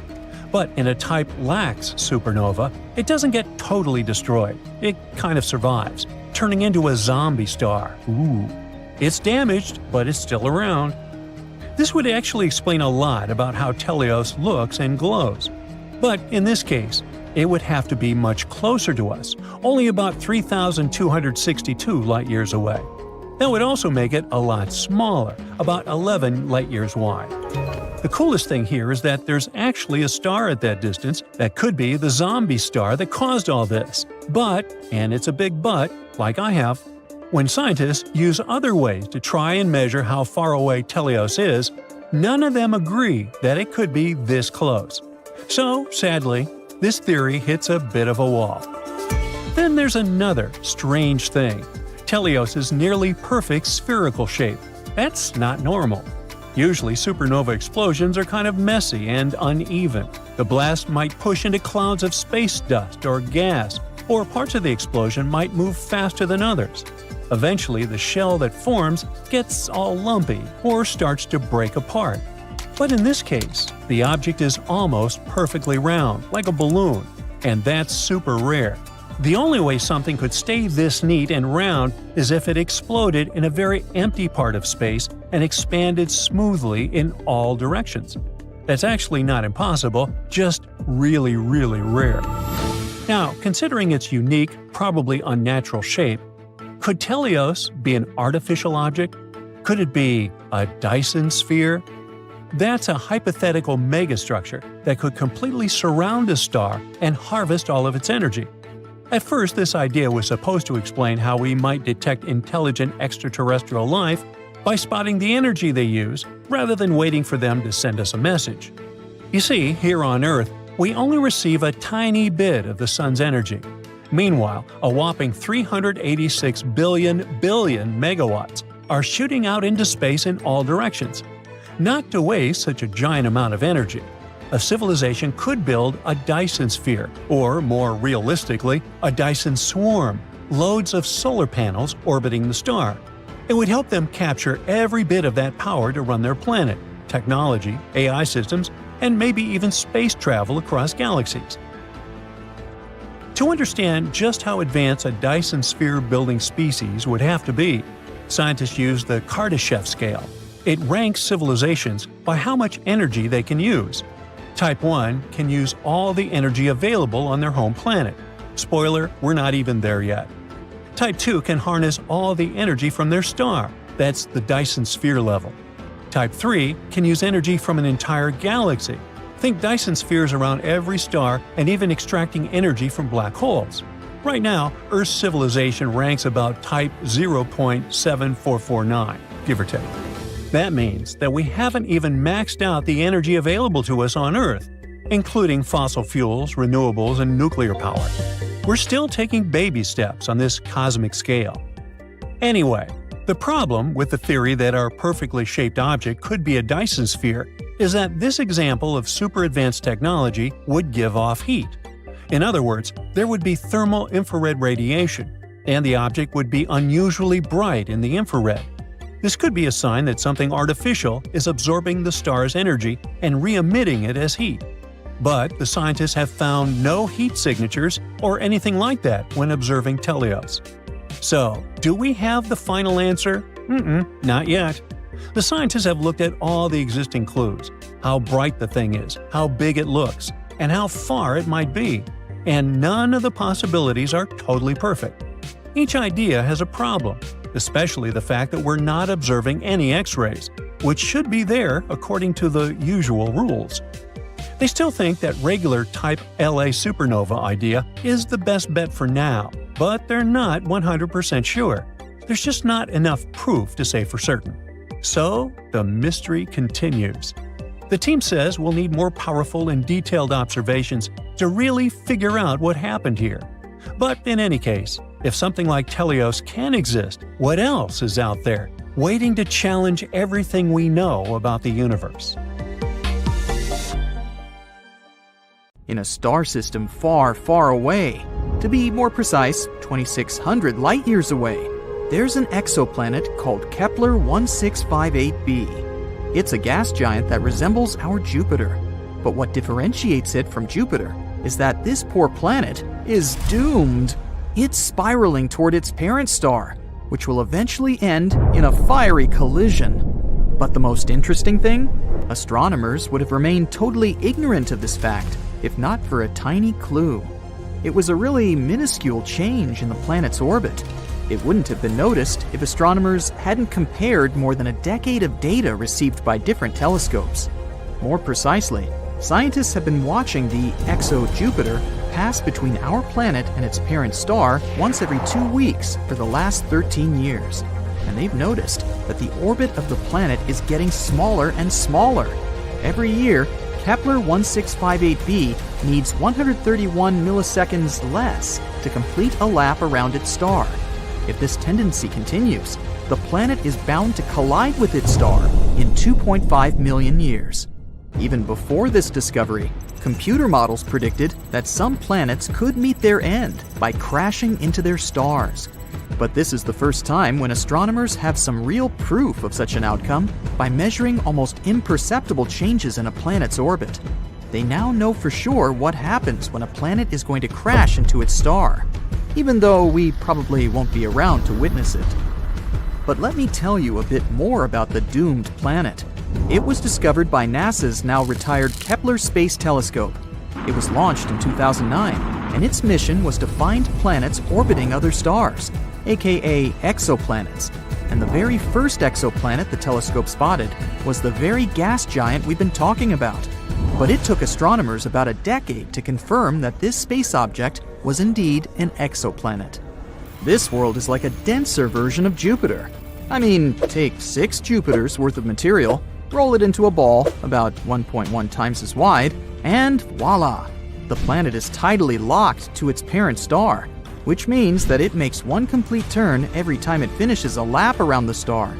As a result, the same side of the gas giant is always facing the star. It's the same as what happens to the Moon. Our natural satellite is tidally locked to Earth. That's why we only see half its surface. Now, what is making the exo-Jupiter fall into its star? The same process that is pushing the Moon away from Earth. When a moon orbits a planet, or a planet orbits a star, their gravity forces interact and tug on the other's mass. That's what causes tides on Earth. This tugging releases some energy. It can make an object speed up and slow down. In the first case, a space body will move higher. In the second, it will start moving lower. And this is exactly what's happening to the gas giant. Its parent star is 1.5 times the mass of the Sun. So, no wonder its tidal forces are gradually slowing down the planet's movement, making it fall inward. This all sounds kind of tragic, but this potential collision is by far not the weirdest thing happening in space. Let's look at some others. For example, Betelgeuse, a red giant in the Orion constellation, started to dim in 2019. This confused astronomers. By that time, the star had already swollen to enormous proportions. If it was to replace our Sun, its outer surface would spread far beyond Jupiter's orbit. And then Betelgeuse became dimmer in the fall of 2019. This process continued through February 2020. The changes could be seen with the unaided eye. No wonder, the star's brightness had dipped by 2/3. At that time, astronomers were sure Betelgeuse was about to explode into a supernova. They continued to observe the star, but unexpectedly, it returned to its regular brightness. Thanks to the Hubble Space Telescope, scientists figured out that the star had ejected some of its material, and this partially blocked its light. How about cotton candy exoplanets? Those are particular planets outside of our solar system. Also called superpuffs, they have the lowest density ever discovered. This gives them an airy, fluffy appearance. But despite looking like the most popular amusement park treat, such planets are enormous. Come to think of it, scientists often discover strange things in space. Some of them look like blurry blobs. But there's one type of these blobs that doesn't look like any other known space body. The odd radio circles are only visible in radio telescopes.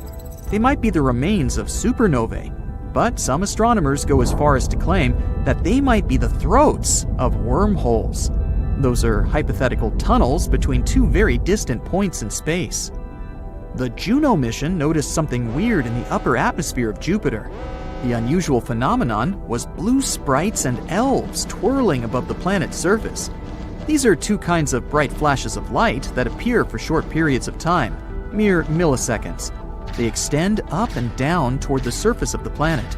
On Earth, such flashes usually happen at the height of 60 miles above massive thunderstorms. Rogue planets don't orbit their stars, maybe because they don't have any.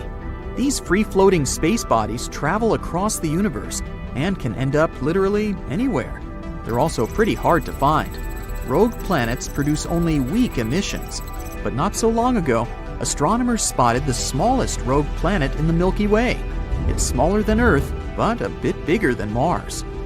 Fast radio bursts are blindingly bright bursts of radio waves. They pack as much energy as our Sun produces in days, but last mere milliseconds. Most of these fast radio bursts come from far, far beyond the Milky Way. But recently, astronomers have detected some originating in our home galaxy, and their source is a magnetar just 30,000 light-years away from our planet. If it does exist, nuclear pasta is the strongest material in the entire universe. Formed from the leftovers of extinguished stars, this substance gets squeezed into spaghetti-like tangles of material. It can break, but only if you apply 10 billion times the pressure needed to shatter steel. Not so long ago, scientists discovered that one of the most massive stars in the neighborhood had just disappeared. It was a star 75 million light-years away from Earth. Normally, it'd be too far away for astronomers to clearly see individual stars, but only unless they're huge. And the star we're talking about was enormous. It was shining 2.5 million times brighter than the sun. For the last time, astronomers saw the star in 2011. They decided to examine it more closely several years later, but it was already too late. The star had vanished. Such massive stars usually go out in extremely bright supernovae, but astronomers noticed nothing like that in this case. There's a theory that the star collapsed into a black hole without triggering a supernova first. It does occur among stars approaching the end of their lives, but very, very rarely. There are black holes, and there might be mini black holes, even though their existence hasn't been proven yet. Unlike their massive siblings, hypothetical mini black holes could be really tiny, not bigger than an atom. Their mass can vary, but just one minuscule thing might have the mass of 1,000 sedans. One theory claims that tons of micro black holes could have been created right after the Big Bang and the beginning of the universe. Some scientists even go as far as to say that a couple of mini black holes pass through our planet every day. More than 7,000 light-years away from Earth, there is the Eagle Nebula, a young cluster of stars just 5.5 million years old. The Hubble Space Telescope managed to take an image of several dark silhouettes near the nebula's center. Those are the so-called pillars of creation, an active star-forming region. Look, how cool is that?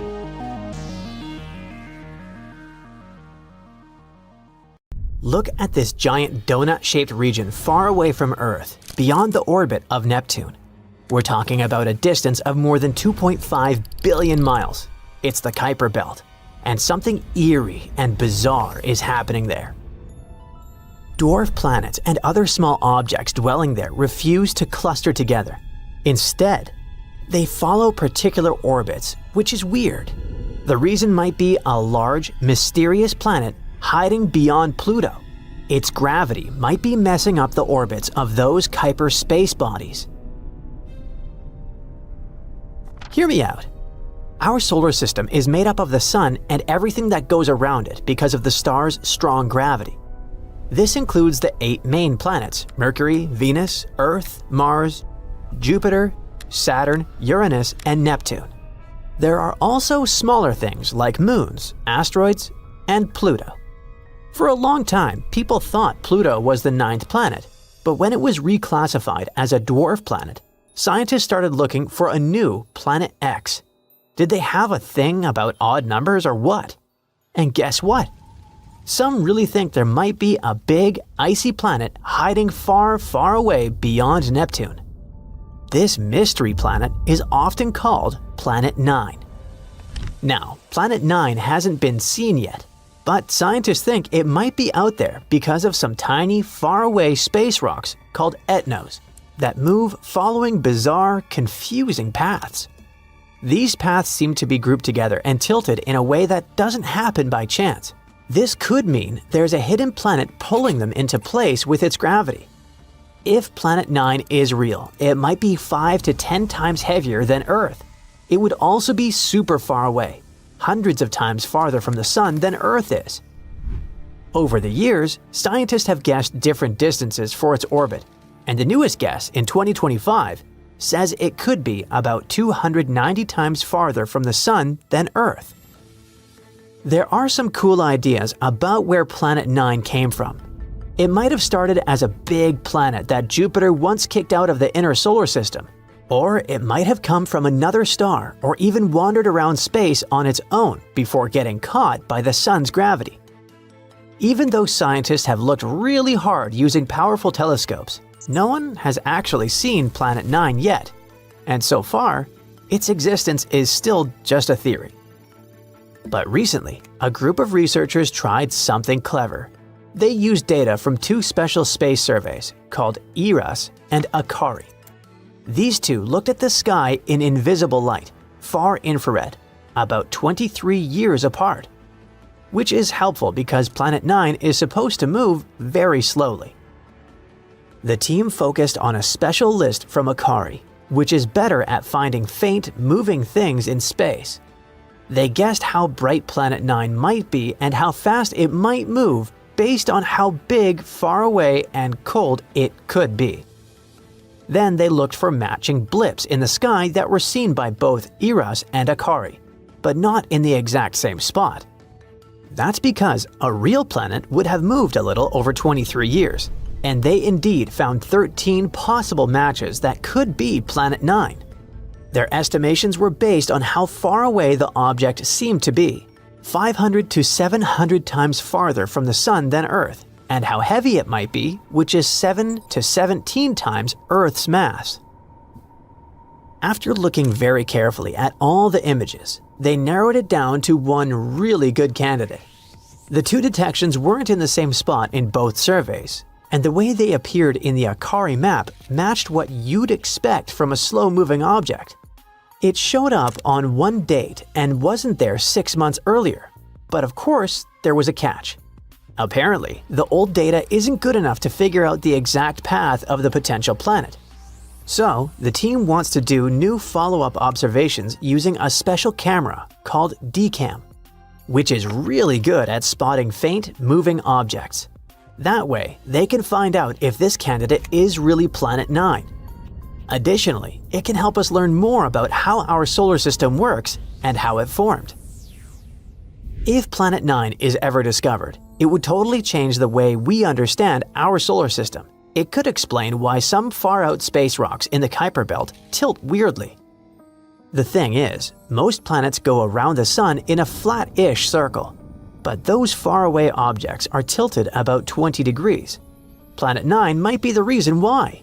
Next, we'd probably find out why those tilted objects seem to point the same way. Their orbits are grouped together in one direction. A big hidden planet's gravity could be hurting them like sheep.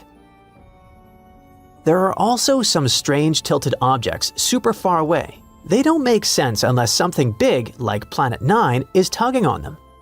A few space rocks orbit the Sun backward between the big planets, which is kinda the wrong way. That's super weird unless something big is messing with them.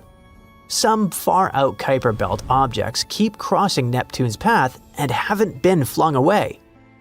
That's because Planet 9 might be helping keep their orbits stable over a long time.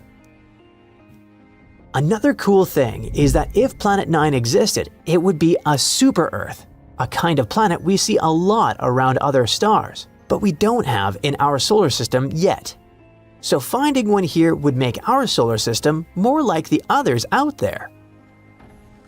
Throughout history, people have been wondering if there could be hidden planets far beyond Neptune, even before Pluto was found.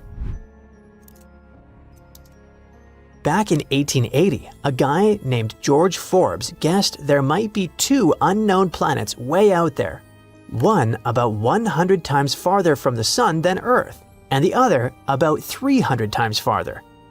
He thought these mystery planets might be pulling on some comets and changing their orbits, kind of like how Jupiter does with the comets near it. In 2004, scientists found a weird little world called Sedna. It had a strange path around the Sun that didn't seem to be affected by any of the known planets.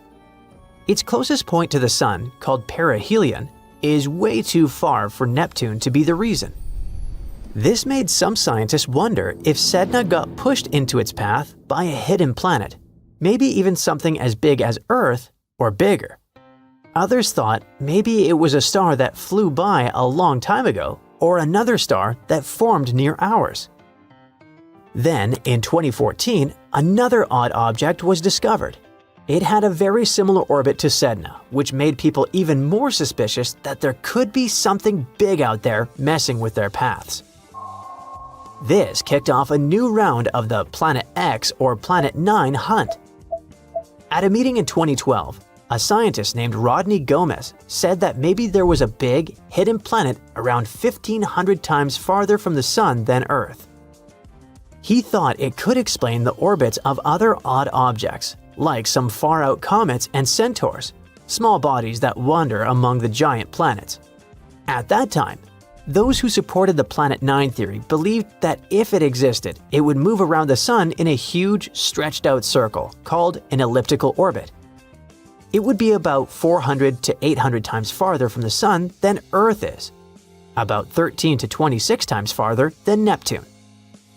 If it really had that kind of orbit, it would take around 10,000 to 20,000 years to go around the Sun just once.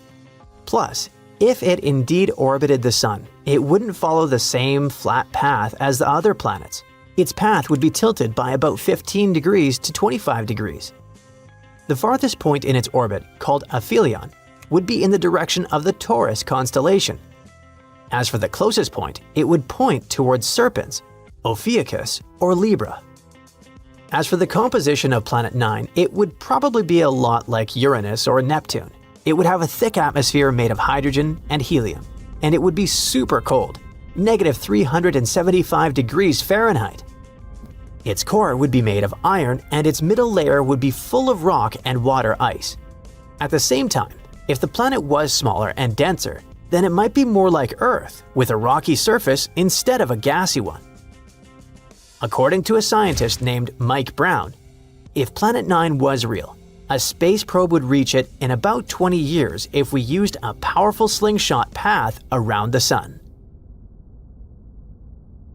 So, we might be getting closer to finding a massive icy planet beyond Neptune's orbit. Sorry Pluto, still not you. Recently, some universe mapping using data from a telescope in Hawaii eliminated about 78% of the possible locations for this mysterious Waldo from space. Some people call it Planet 9, while others prefer Planet X.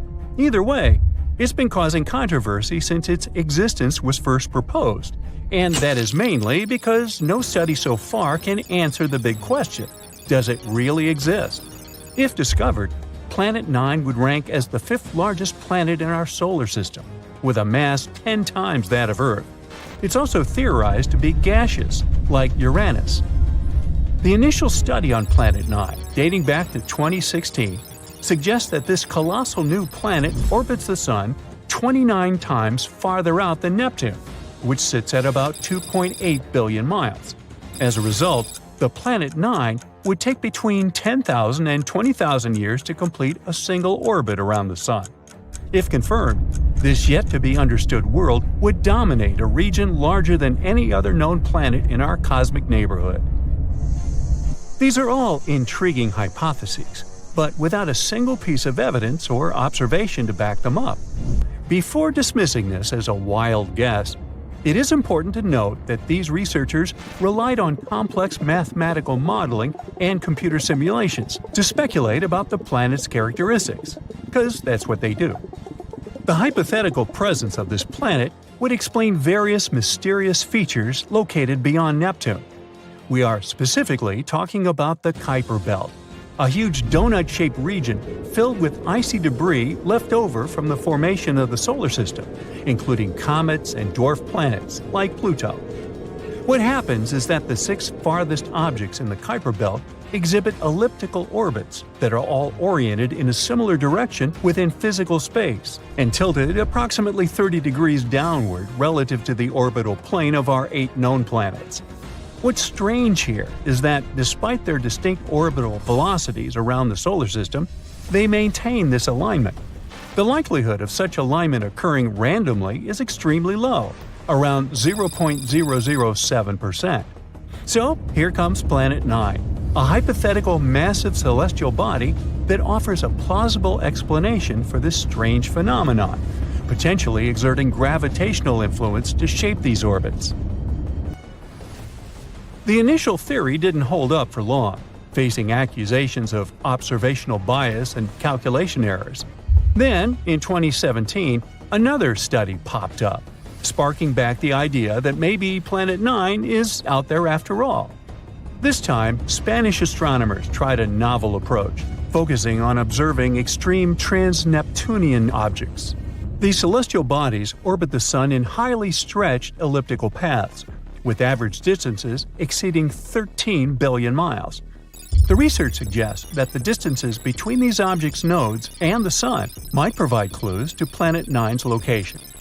You see, these nodes are the points where a celestial body's orbit intersects the solar system's plane. When these objects reach these points, they're more likely to interact with other solar system bodies, potentially causing significant changes in their orbits or even collisions. So, if the trajectory of these extreme trans-Neptunian objects remains stable, everything's fine. But if it's not, well, that's a sign that something else, something big, is messing with their path. And that's exactly what the research found.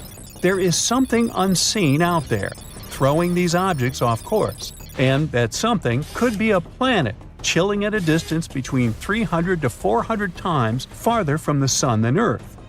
To this day, the study of the extreme trans-Neptunian objects is the strongest evidence we've got for Planet 9's existence. And if you're still not convinced by this theory, know that strange motions like these have led to planetary discoveries before. Neptune, for instance, was spotted because Uranus's motion didn't quite agree with the predictions of Newtonian gravity. But the deflection of its orbit could be explained if it was caused by a pull of an undiscovered planet.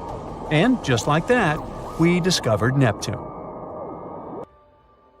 Now, the year is 2021, and there's all this buzz about Planet 9 again.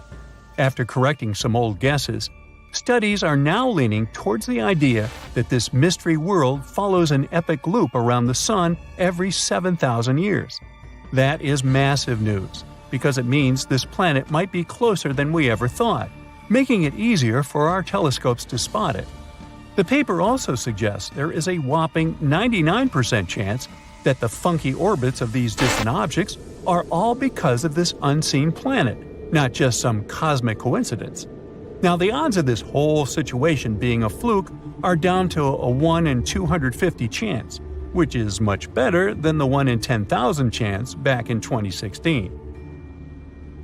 All these optimistic numbers have brought us to where we are today, keeping our hopes and working on better equipment to continue the mission of spotting Planet 9.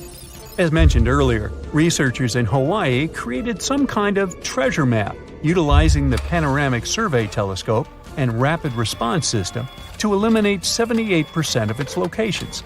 This is great news, considering how challenging it is to find a planet-sized needle in a cosmic haystack. But unfortunately, Planet 9's presence remains a ghost in the dark outer reaches of our solar system. Enthusiasts are still convinced of its existence and believe it is only a matter of time before we celebrate the discovery of Earth's new cosmic cousin.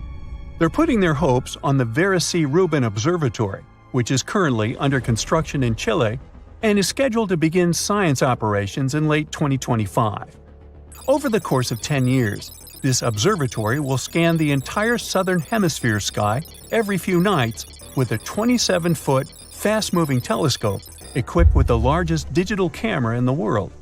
The idea is to catalog everything in the solar system, reaching out to and beyond Neptune, and tracking the movements of millions of celestial objects, including space junk, asteroids, comets, and stars. If Planet 9 is indeed out there, this next-generation telescope could be the one to find it.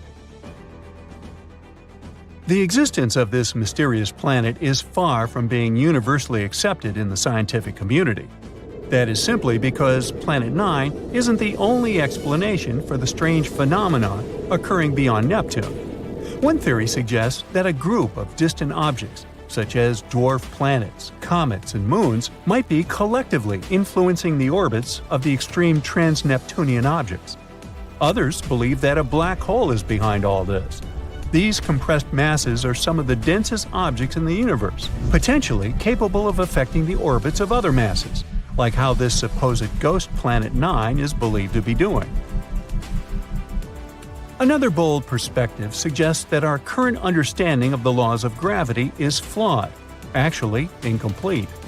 This theory, known as modified Newtonian dynamics, proposes that these distant icy objects exhibit strange behavior not due to influence from another planet, but rather because the immense gravitational field of the Milky Way is influencing them. However, Even supporters of this theory acknowledge that it is too early to draw firm conclusions, and much more extensive research is still required. While we continue our relentless hunt for Planet 9, some astronomers have taken it a step further, suggesting the existence of a hypothetical Planet 10. This world has a mass and size like that of Mars or Earth and is located on the edges of the Kuiper Belt. But the thing is, if this alleged Planet 10 is indeed as small as scientists believe, it might not have enough gravity to clear its orbit of debris. And that is pretty similar to what happens with Pluto, being one of the reasons why it got into trouble back in 2006. So yeah, it's better not to get too excited. This supposed Planet 10 might end up classified as another dwarf planet. So, Mars has several faces. No, really. Back in 1976, when the Viking 1 orbiter was checking out the red planet, it spotted something interesting, a big structure that looked like a human face. It was in the region called Cydonia. It soon became very popular. A bit later, we also discovered the so-called crown face in Libya Montes. Mars in general has a lot of strange structures on it. In 2022, we spotted a door-like structure there. NASA's Curiosity rover snapped some pictures of a rocky mound called East Cliffs on Mount Sharp. This mound has natural cracks in it, and one of them is about the size of a dog door, like something from an ancient Egyptian tomb. A lot of people hyped that story up. The image was shared widely on social media, making the crack look bigger than it really is. Some people think that it's hinting at extraterrestrial life. But after looking closely, NASA found out that it was just a narrow crack in the rocky terrain. These cracks and gaps are pretty normal in rocky areas, both on Earth and Mars. The crack formed naturally over time, maybe from wind erosion or Mars quakes. Mars is a gold mine of mysterious structures. Recently, we found some strange spiral shapes there. These are giant coils made of lava, and they look like big springs or loops. For years, we weren't sure whether Martian valleys were formed by lava or ice. These lava coils are shedding light on that mystery. Now, thanks to high-resolution images from NASA's Mars Reconnaissance Orbiter, researchers have spotted 269 lava spirals that can't be explained by ice-related activities. What's fascinating is these lava coils are like the ones we see on Earth, like those formed by Hawaiian lava flows. These spirals are so well preserved that they were easily overlooked before. They range from 16 to almost 100 feet wide and are subtle, blending into the dusty Martian landscape. These coils can teach us a lot about Mars's composition, especially its crust and mantle. We still don't know much about those. But Mars isn't the only planet with strange structures on it. For example, Saturn, the gas giant of our solar system, has a fascinating feature at its north pole, a huge hexagon. This is a hexagon-shaped cloud pattern. It's about 9,000 miles long, making it larger than the diameter of Earth. It's thought to be a jet stream made of gases moving very fast, at about 200 miles per hour. This hexagon was first spotted by the Voyager mission in the 80s, and later seen up close by the Cassini mission in 2006. The Cassini mission noticed a change in its color from blue to golden over time. There are different ideas about why Saturn has this thing. One theory suggests it forms because of the way winds move at different speeds near Saturn's poles. Similar shapes were created in lab experiments when liquids were rotated at different speeds. Another idea suggests that a slow spinning stream of air, along with Saturn's special weather patterns, might be responsible. In 2020, we found that when storms are surrounded by winds swirling in the opposite direction, they can create a steady hexagon shape. So far, this is the most likely explanation. Saturn also got lucky with the bizarre moons. One of them is called Lapidus. This moon has a weird feature, a huge ridge that wraps around its middle like a giant belt. This basically makes it look like a giant walnut. Where's my nutcracker? This ridge is incredibly tall by our standards, around 8 up to 12 miles high and stretching 124 miles wide. It covers more than 3/4 of the moon's surface and is considered the third largest mountain range in the entire solar system. Now, we don't have a clue about how this enormous ridge formed. It's unlike anything seen on other planets or moons. There's one idea, though. The ridge might be the remnants of a dead moon. Let's say billions of years ago, a colossal impact shattered chunks of material off Lapidus. These pieces circled around the moon, forming a mini-moon or sub-satellite. And over time, the gravitational pull of Lapidus tore this mini-moon apart, creating a ring of debris around it. As the debris from this ring fell back onto Lapidus, it built up the massive ridge we see today. They think this process happened quickly, maybe over centuries. Saturn's gravity didn't interfere because, luckily, Lapidus was quite far away from it. If Lapidus was closer to Saturn, its moon might have been pulled away. But we do need more simulations to see if this theory is true. Titan, another one of Saturn's moons, also has some weird stuff going on in its methane seas. Scientists have spotted these strange bright spots called magic islands that seem to pop up and disappear over time. We have no idea what they are. Titan's atmosphere is packed with complex organic molecules that clump together and fall to its surface like snow. These magic islands might be snow clumps that soak up methane and sink very slowly. But there's a problem. In water, molecules stick together, which is why stuff can float on top of it. But methane is different.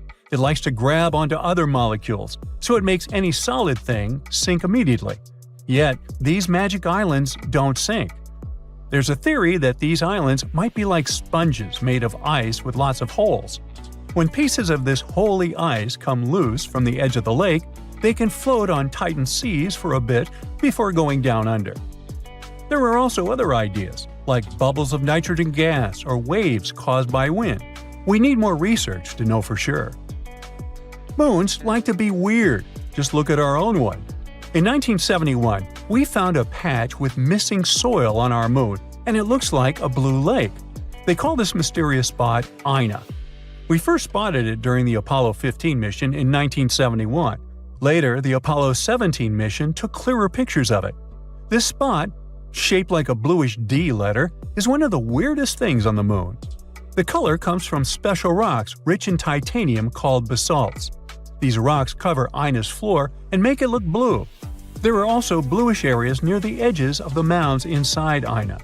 Ina is unique and probably has a long history. It might have had volcanic activity, with mounds that are about 3.5 billion years old. It's similar to the surface age of the volcanic field that surrounds Ina. Now, our moon has its own face, just like those on Mars. There's an area near the moon's south pole that looks like a face, but it's just a bunch of craters and shadows that happen to make an image resembling a face when seen from far away. These craters have been there for billions of years and cover about 16% of the moon's surface. Some of these craters might even have water and ice inside of them. You might be wondering why there are so many faces in our solar system. Well, that's because our brains are wired to recognize faces, even when there aren't any. It's a phenomenon called pareidolia. Our brains try to make sense of shapes, so when we see something that looks a bit like a human, our brain turns it into one because it's familiar. Like when you see a shadow figure on a chair with clothes, or even on Mercury. Some people see shapes like Mickey Mouse. So don't worry, it's not extraterrestrial life. It's our brains that play tricks on us, making us see familiar shapes like faces even where they don't really exist. Our universe is full of both amazing and terrifying things. You already know about quasars, black holes, dark matter, and so on. But how about the horrors of space that you haven't even heard of? Would you like to visit the most bizarre worlds in the universe? And it's not me who made this list, but NASA themselves. Welcome to the Galaxy of Horrors, NASA's awesome Halloween collection. Please join me on a journey to some planets and tell me which ones you would consider the most horrible. Buckle up! Our first destination is a gas giant called TRES 2b. It's located 750 light-years away from us. If we used a regular spaceship, it would take us about 10 million years to get there. TRES 2b orbits a yellow dwarf, a star similar to our Sun. It also weighs about 1.5 times more than Jupiter. So, what's so special about it? Well, if you're afraid of the dark, you definitely don't want to visit this place. It's the planet of eternal night, the darkest one of all the planets known to us. But it's not that far from its star, so why is that? The thing is, the surface of TRES 2b reflects light even worse than coal does. Because of this, It seems that there's no light at all. If you were flying across the surface of this planet, it would be like walking with a blindfold on your eyes. Oh wait, actually there is some light. An eerie deep red glow surrounds the surface of the planet. This glow is created by the burning atmosphere, which makes Tres 2b a scorching planet. The air there is even hotter than lava. Oh, but if you think that was bad, let me show you the next place of our horror journey. NASA wasn't beating about the bush while nicknaming this one. Now, we're not just talking about one planet, but 3 at once. They're also located quite far away, 2,300 light years from the Sun. We would have reached them by ship in about 35 million years. All the planets are in the constellation Virgo, and each is extremely light, much lighter than the Earth. These 3 exoplanets are called Poltergeist, Dragger, and Phobator. Cool names, huh? It's because each of these planets is about to become a ghost soon. The thing is, they don't revolve around a star, but around a pulsar. Pulsars are rotating neutron stars with an extremely powerful magnetic field. In simple words, these are the stars that exploded one day. After the explosion, they usually emit such a powerful pulse that it causes the star to rotate at an unimaginable speed, several thousand rotations per second. At the same time, they constantly emit electromagnetic pulses that affect everything around them. So, you've probably already guessed what's happening with our zombie planets. They're slowly, gradually being destroyed under the gigantic influence of radiation. One day, they'll disappear without a trace. Ghost-like planets orbiting an undead star? Yeah, Zombie World is a fitting name. It's also not surprising that scientists nicknamed this pulsar Lich, despite the long official name. Well, at least these guys stick together on their final dance. This planet has a long name, so bear with me. HD 189733b. This gas giant is 65 light-years away from us. It would have taken around 1 million years to get there on a spaceship. This planet is slightly more massive than Jupiter and orbits its star, an orange dwarf, all alone. At first glance, it may seem friendly. A pleasant blue color and curls on the surface. Kind of resembles a summer sky or foam on sea waves, right? Oh, looks are very deceptive, my friend.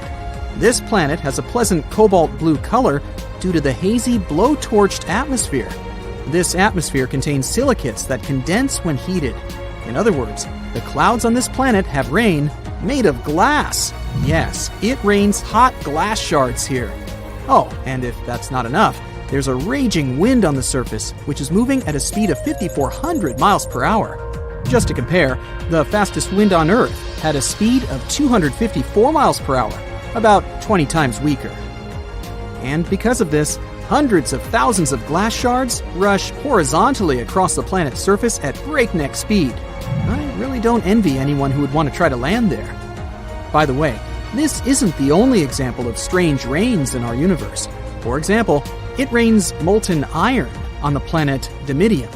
Or let's take so-called carbon planets.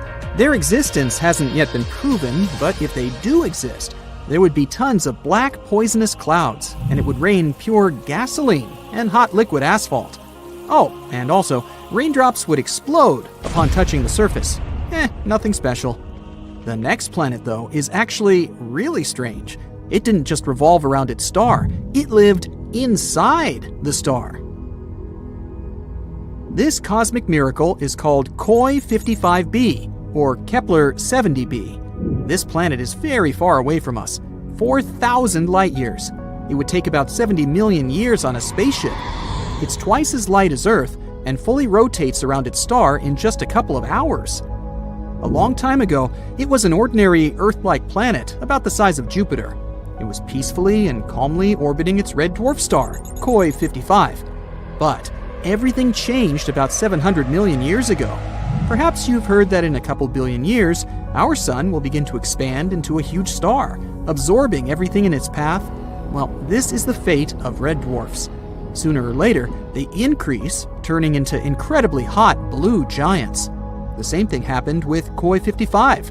This star began to increase in size and heat up in temperature. gradually turning into a blue-white giant. It was ready to devour its nearest planets. But Koi 55b didn't care about it. When the star reached it, this planet just settled inside.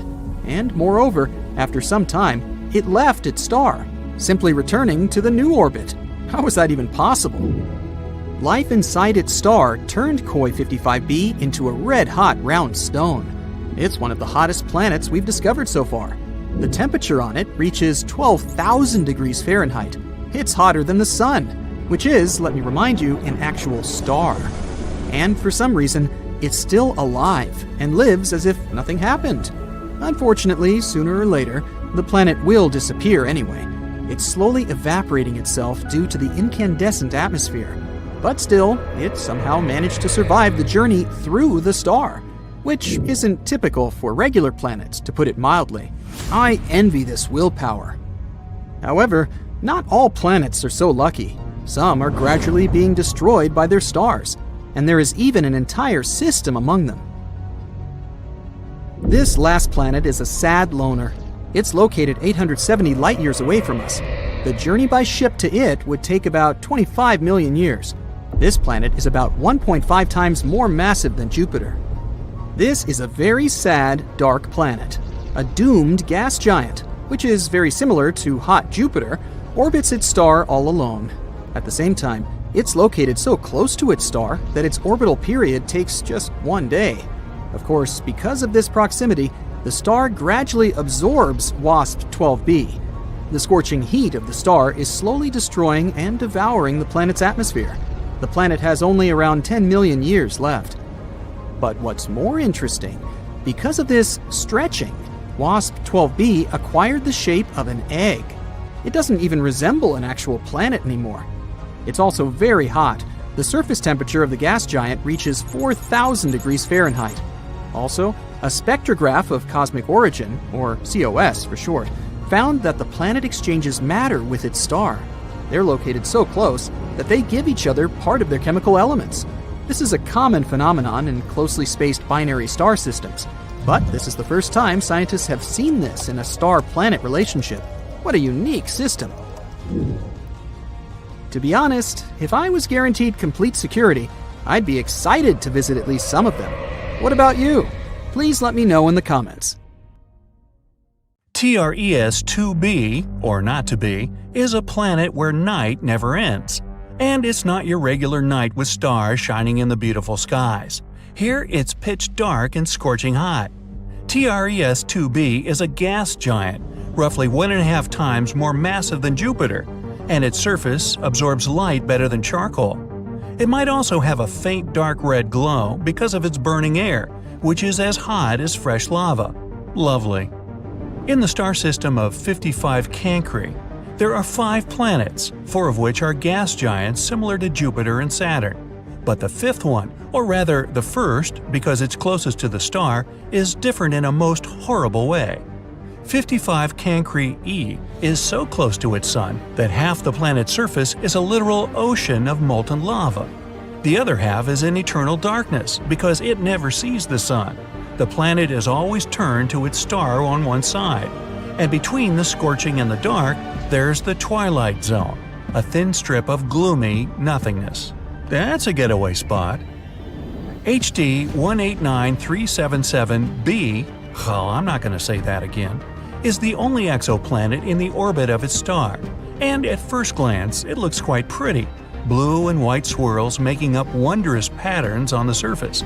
But these pleasant colors actually come from hard silicate particles in the planet's atmosphere, which means it rains glass here. But the worst is that winds reach the speed of 5,400 miles per hour, or almost Mach 7. Well, for comparison, the fastest wind speed on Earth was 254 miles per hour, over 20 times less. Thus, the glass falling from the sky travels horizontally at hypersonic speeds, shredding everything in its path. Better duck. The next system, whose name I won't even try to pronounce, this one, has 3 exoplanets, which are all being slowly destroyed by their own star. It happens because that star is not a regular. It's a pulsar, a rapidly spinning core of an exploded star. It creates powerful electromagnetic pulses in several directions while rotating at several thousand times per second. As a result, the planets orbiting this deceased star are slowly being eaten away and will eventually disappear entirely. Kepler-70, hey, I can say that one, is a hot blue dwarf star that exploded into a red giant some 18 million years ago. At the time, it was orbited by at least 2 planets, the closer of which was a Jupiter-like gas giant. Its name was Kepler-70b, and it still exists, but the overgrown star consumed it and transformed it into a blazing hot rocky world. Right now, it's one of the hottest planets ever discovered. Its temperature is higher than the surface of our Sun. It was lucky to survive spending time inside the star, but it's evaporating now and will probably be no more in the near future. WASP-12b is one of the weirdest and saddest planets out there. The enormous gravity of its star, combined with the planets consisting mostly of gas, result in the star slowly devouring its protege. So pal, what's eating you? My mother. WASP-12b has already taken the form of an egg, stretched toward its merciless sun, and it's unable to do anything with its condition. In another 10 million years, the planet will inevitably succumb to the voracious star's appetite. Hey, you asked. If you ever wondered what it's like to walk on ice and hot coals at the same time, Gliese 436b is a planet that would give you a vivid example. Being extremely close to its sun, the Neptune-sized exoplanet boasts temperatures hotter than a blazing oven, and yet it's covered in ice, which burns incessantly. This ice is much denser due to the enormous gravity of the planet, staying solid even under extreme conditions and not melting away. No list of frightening worlds could do without mentioning Venus, the Earth's evil twin. The second planet from the Sun has an atmosphere so thick and full of clouds that its surface is much hotter than that of Mercury. Volcanic eruptions constantly thrash Venus. Its gravity is almost 100 times stronger than ours, and those clouds I mentioned are not made of water but of sulfuric acid, which condenses and rains down on the ground, adding to the inferno. But even if you were brave, or crazy, enough to try to pass through these clouds, you probably couldn't. The winds up there are as strong as some of the most powerful hurricanes back on Earth. Here we have a very long name for a very, very cold planet. Although the host star is not too far away, it's a small and rather cool red dwarf, whose light and heat barely even reach the planet. The temperatures out there fall as low as minus 370 degrees, which is only marginally warmer than absolute zero. The exoplanet is thus dark, gloomy, and covered in eternal ice that never thaws. I thought I thaw that thumbworth. Still, if it has a rocky core, it might generate some heat, so there's a chance that deep below the frozen surface, some unknown alien things might lurk. Dimidium, located roughly 50 light-years away from our solar system, is a planet hostile to any living thing on many accounts. It's tidally locked to its sun, which means one of its sides is always facing the star, while the other is always turned away. The hot side is heated to over 1,800 degrees, perpetually blown over with winds reaching 600 miles per hour. And that's winter. Well, actually, I don't know that. Despite Dimidium being a gas giant, it has a large amount of iron in it, which melts and evaporates in the atmosphere, creating clouds. And when those cool down, they fall on the surface in the infernal rain of molten iron. That'll test your mettle. Oxygen is usually viewed as an element that might bring life to a planet, but this is definitely not the case for Osiris. Scientists were shocked to find oxygen on this planet, or rather around it, because it's 8 times closer to its star than Mercury is to the Sun. This extreme distance makes Osiris a living melting pot, where anything that could burn will. It's also responsible for a very short orbit of the planet around the star. A year on Osiris is just 3.5 days on Earth. To boot, the atmosphere of the planet is constantly blown and melted away by the heat from its sun. Vacation? Nah, let's keep looking.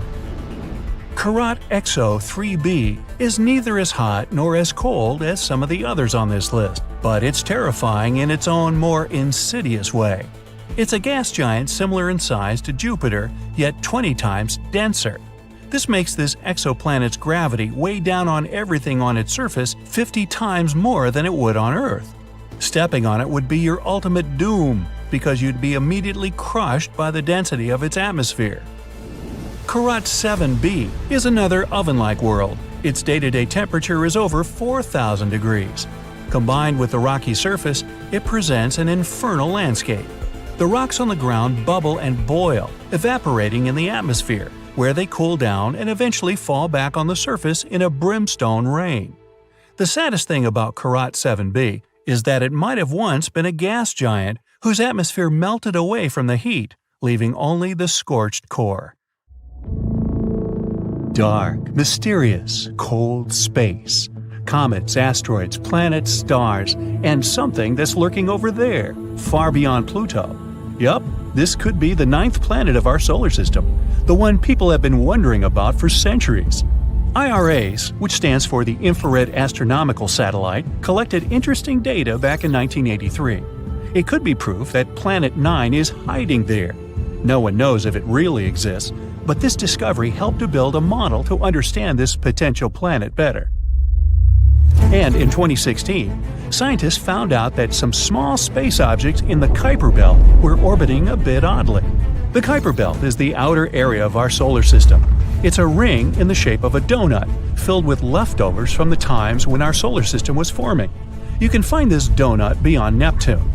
The objects in that region of space have weird orbits, almost as if a big body with strong gravity is pushing them away. Knock knock, Planet 9 again. The theory says it might be 5 to 10 times the mass of our own planet and up to 20 times further away than Neptune. The astronomical unit equals the distance between our planet and the Sun. Pluto is approximately 40 astronomical units from the Sun, but Planet 9, if it exists, is 400 to 800 astronomical units away. It would take 10,000 to 20,000 Earth years for this mysterious planet to make a single circle around the Sun. This makes it harder for us to catch this space body. There's a theory Planet 9 may have formed between the orbits of Jupiter and Neptune, similar to the rest of the gas giants in our solar system. The gravitational force of one of the two huge planets probably kicked it out of its orbit. Oh no. Then Planet 9 could get ejected further away from the 8 planets we know about. It ended up as some sort of icy waste, quite small at the beginning.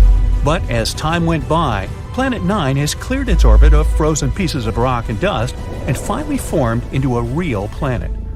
Another theory says that this could be a planet another star lost on its way while it was passing near our solar system. In any case, Planet 9 probably doesn't reflect that much sunlight since it's so far away. And astronomers aren't sure where exactly they should look for it. Space is dark, mysterious, endless, obviously. But if we do find Planet 9, it will be the first solid proof there are more planets in our solar system than we thought. Moving on to an interesting exoplanet, located only 90 light-years away from us. An exoplanet is generally a planet located outside our solar system.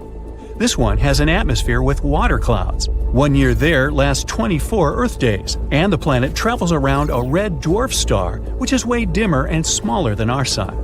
That's why, even though the planet is 8 times closer to its star than we are to our Sun, the temperature there is similar to that on our planet.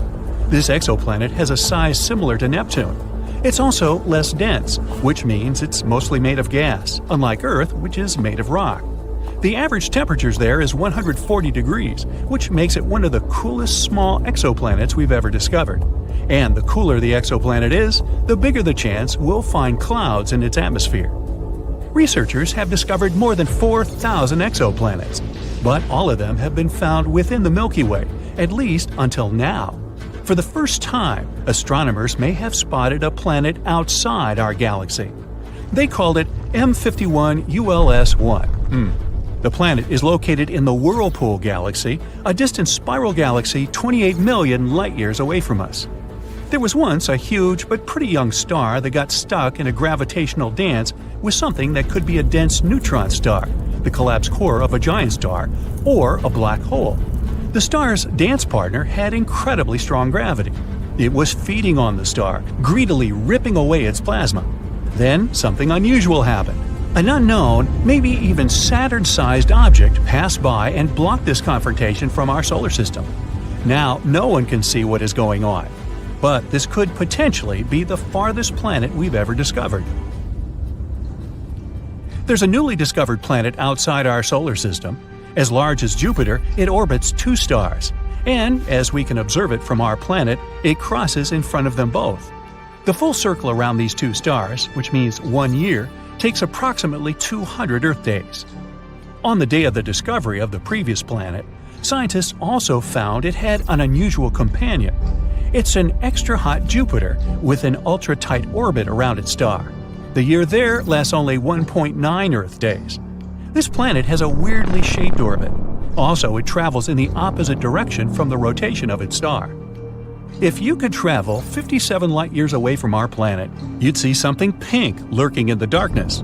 As you get closer, it becomes bigger and more fascinating. Yup, it's a magenta-colored planet. A few billion miles away from its sun, this guy is one of the youngest planets scientists have discovered. It's only 100 to 200 million years old. It's made of pink gas, similar to our Jupiter. So, if you could fly closer to its surface, this gas would envelop you like a thick fog. You're coming closer and going deeper, and the gas is becoming darker, getting a reddish shade. And look at the planet's core. It's super hot. Because of its high temperature of 460 degrees Fahrenheit, this planet is like an oven. The heat is the reason the planet glows so brightly. You'll also notice the sky is hazy pink, with clouds made of droplets of frozen water, similar to ours. There's another exoplanet half as massive as Earth, which is one of the smallest planets we've ever found outside our solar system. It has a diameter of 5,600 miles. For comparison, Earth's diameter is 7,900 miles. The planet in question is mostly made of iron, similar to Mercury. Mercury has a massive iron core and a very thin crust, which makes it an oddball in our solar system. At its early stages, it collided with some space body at least once. That collision pulled its outer layers away, which is why only the firm iron core remained. Maybe this exoplanet participated in a huge space crash too. That's what probably took away the planet's mantle and left mostly its iron core. Or maybe this is just a remnant of a gaseous planet that used to be the size of Neptune. The atmosphere of the planet could be blown away by, let's say, a huge amount of radiation coming from the star. This planet is only 31 light-years away from us, and the day there is less than 8 Earth hours long. The planet is only a little bit bigger than Mars. People aren't likely to ever settle in that place because of its extreme temperatures that go up to 2,700 degrees Fahrenheit. There might even be molten lava on the side of the planet that faces its star. Such temperatures are high enough to evaporate any atmosphere, so this planet might have had one in the past. Generally, gas giants like Jupiter can't support life because they have extreme weather conditions, temperature, and pressure, and there are no building blocks that might create life. But smaller terrestrial planets, such as, Earth, have more key ingredients like oxygen and liquid water. Plus, they have more temperate weather and other conditions. And still, not all of such planets support life, of course. It's not easy to find a planet with similar conditions as the ones we have on Earth, or at least the conditions that would allow life to develop there. But meet Kepler-22b, one of our most promising findings. It's 600 light-years away from us, twice bigger than our planet, and with temperatures of about 72 degrees Fahrenheit. This is a so-called super-Earth. It's a category of planets unlike any we have in the solar system. They're more massive than Earth, but still lighter than ice giants such as Uranus or Neptune. Super-Earths can consist of rock, gas, or a mixture of these two. Kepler-22b is within the habitable zone of its parent star, which is less bright than our Sun. The planet probably has a rocky core. It may have an ocean, but it doesn't host any life. At least, we don't know about it yet. This planet, the one right here, shouldn't exist, but it does. A newly discovered planet rotates around a star that's much smaller and dimmer than our Sun. The planet, however, is enormous. Such a tiny star couldn't create it, so it's like finding an ostrich egg in a chicken coop. A team at Penn State built a special tool called the Habitable Zone Planet Finder. It's an instrument that's supposed to find planets around dim, cool stars. It's connected to a big telescope in Texas. The tool looks at the light from these stars, which is mostly in the near infrared, beyond what our eyes can see. This gadget can spot changes in a star's speed caused by a planet. If the star movement slightly changes, that means there must be a gravitational pull nearby. Years ago, this technique helped find the first known exoplanet around a star like our Sun. Today, we've improved this method to make more precise measurements. Our main goal is to find Earth-like planets. They should be rocky and located in habitable zones, areas around stars where liquid water could exist. The Doppler technique isn't that great at finding Earth-like worlds yet, but works well for cool, dim stars. And that's how we discovered the impossible LHS 3154b. Planets usually form in disks made of gas and dust in space. Picture a flat, spinning cloud of tiny particles. These particles come together and stick to each other, creating a flat, rotating disk. Over time, these tiny bits combine to form a solid core. This is the starting point for a planet. Once the core is there, it attracts more dust and even gas like hydrogen and helium. But making a planet this way isn't easy. They need a lot of stuff, mass, and materials. This process is called core accretion. Stars are a huge help in that process. Usually, big stars have more gravity, so they can gather more stuff to form planets. But the star we discovered recently isn't very big. It's 9 times smaller than our Sun. A star this small shouldn't have a big enough disk to make a heavy planet. To do that, its disk should have been at least 10 times bigger. But this heavy planet, LHS 3154b, exists. Now, this mysterious planet is 13 times heavier than our Earth. It's similar in size to Neptune. It's about 50 light-years away from us in the Hercules constellation, which, in space terms, is very close. The planet is also super close to its star, completing 1 year in almost 4 days. This discovery is making scientists rethink their ideas about how planets and stars come into existence. There are new theories coming around. For example, a theory called gravitational instability. It says that, instead of the pieces coming together bit by bit, the material in the disk collapses all at once, directly creating a planet. But even with this theory, it's hard to explain how such a heavy planet could form without a really massive disk. It'll take us some time to figure out the truth. This isn't the first planet that makes us doubt our theories. Recently, scientists found another planet called Hala. This planet is orbiting a star called Baekdu, and just like the previous one, it shouldn't really exist. It's way too close to its star. Stars change a lot during their lives. Normally, when a star becomes big and prepares to leave this world, it's called the red giant stage. A star like that tends to destroy or push away any nearby planets, creating a huge mess. Hala rotates around a red giant, and it should have been swallowed or destroyed by the expanding star a long time ago. But it's still hanging there. Even though Baekdu has already started burning helium and shrunk to a smaller size than expected, Hala isn't bothered in the slightest. Scientists call Hala the Forbidden Planet. This discovery challenges what we thought about how planets survive near aging stars. It raises 2 theories. One suggests that Baekdu was once 2 stars, a white dwarf and a red giant. Hala orbited them both, and they merged before the red giant fully expanded. This allowed Hala to survive because the extra helium from the white dwarf prevented the red giant from growing too much. The second theory says that Hala formed from the debris created when the 2 stars merged. In this scenario, Hala would be a very young planet orbiting an elderly star. Astronomers plan to continue studying Hala and look for more planets like that. Another oddball, besides me, is called LTT 9779b. This one scares us too because it's too shiny. The planet reflects 80% of the light from its star. Regular mirrors reflect from 85 to almost 100% of light, which means that this mysterious planet should look like a rough mirror, with aluminum or silver-like reflections. This is another Neptune-sized planet. It's located 268 light-years from us and was discovered by NASA's TESS spacecraft. It completes a full rotation around its star in just 19 hours. It's so close to its star that it's scorching hot, reaching temperatures over 3,600 degrees Fahrenheit. Normally, planets this close lose their atmosphere and turn into bare rocks. But this one breaks the rules again. Now this time, we know the secret of its survival. It's because of the planet's shiny metallic clouds, which are made of glass and titanium salt. These clouds rain titanium onto its hot surface. They also reflect a lot of the light, preventing the planet from getting too hot and losing its atmosphere. It's like having a mirror shield. This planet's size also surprised scientists. It's way bigger than Earth. Other planets this close to their stars are either much bigger gas giants or small rocky planets.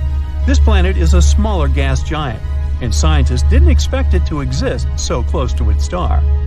This is the shiniest planet ever found, even shinier than Venus. But despite its cool appearance, it's probably not a friendly place for life because of its extreme temperatures and strange metallic rain.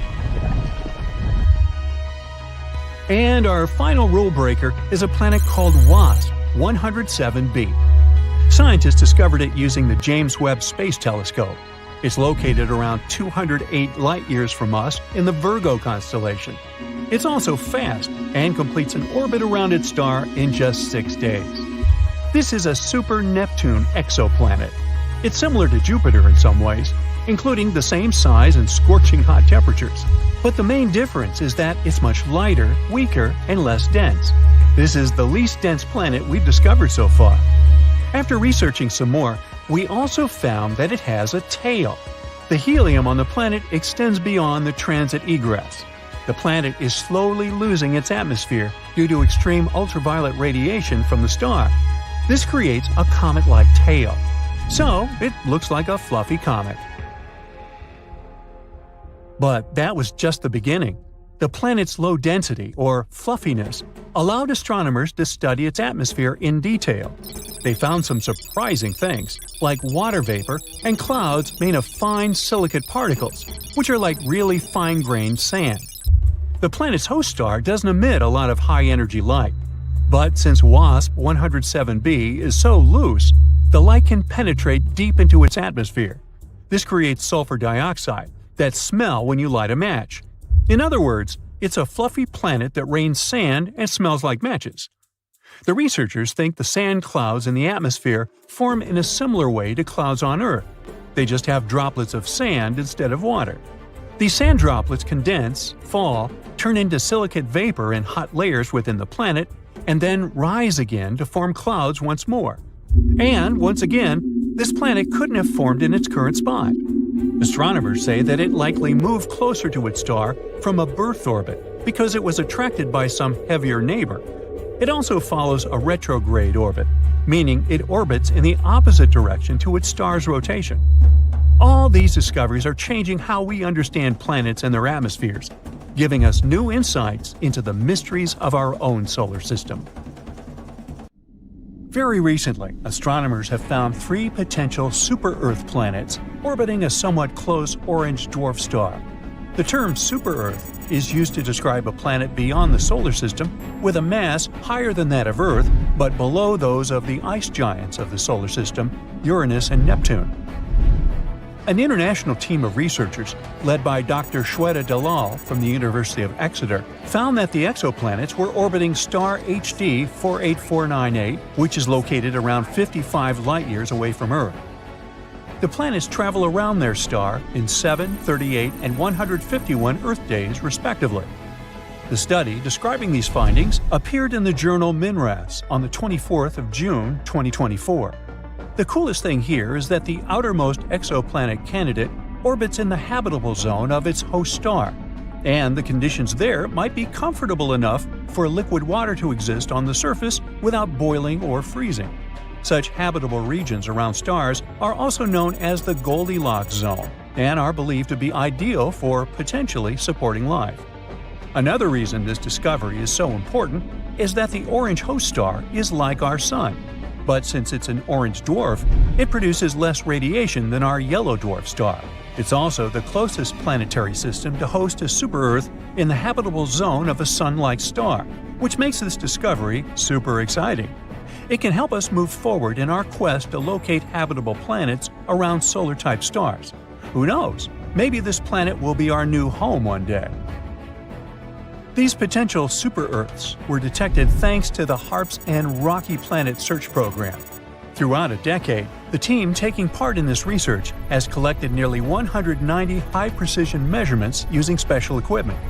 By analyzing the spectrum of light coming from a star, astronomers can figure out whether it's moving toward us, this is known as blue shift, or away from us, that's what we call red shift. And still, to make sure their findings were correct, the team used lots of different methods and comparative analysis. Everything confirmed their conclusions. There indeed are 3 planetary candidates with minimum masses ranging from 5 to 11 times the mass of our home planet. The team also believes that the proximity of the star, together with the outermost planet's favorable orbit, can make this system a great target for future studies. Hopefully, further research will open doors for our understanding of planetary systems and the potential of life outside our solar system. Scientists have already discovered more than 5,000 exoplanets, which are planets outside the solar system, since the first such world was confirmed orbiting a Sun-like star in 1995. To find those distant planets, astronomers use different equipment, like NASA's Kepler Space Telescope, launched in 2009. Its mission was to find as many Earth-like planets dwelling in the Milky Way galaxy as possible. But it's not the only instrument used for searching exoplanets. Anyway, now let's look at the most exciting and promising of these worlds. Gliese 667 cc is a mere 22 light-years from Earth. But even though it seems close, it's still around 129 trillion miles away from us. The planet itself is around 3.8 times as massive as Earth and completes one orbit around its host star within 28 days. In other words, a year on that Earth-like planet is 13 times shorter than a year on our planet. Luckily, the star is a cool red dwarf, so the exoplanet most likely lies in its habitable zone. But there's still a chance that this world might be regularly baked by the flares coming from its parent star, which is not cool on many different levels. Kepler 22b is way further away than the previous world, more than 600 light-years away from our planet.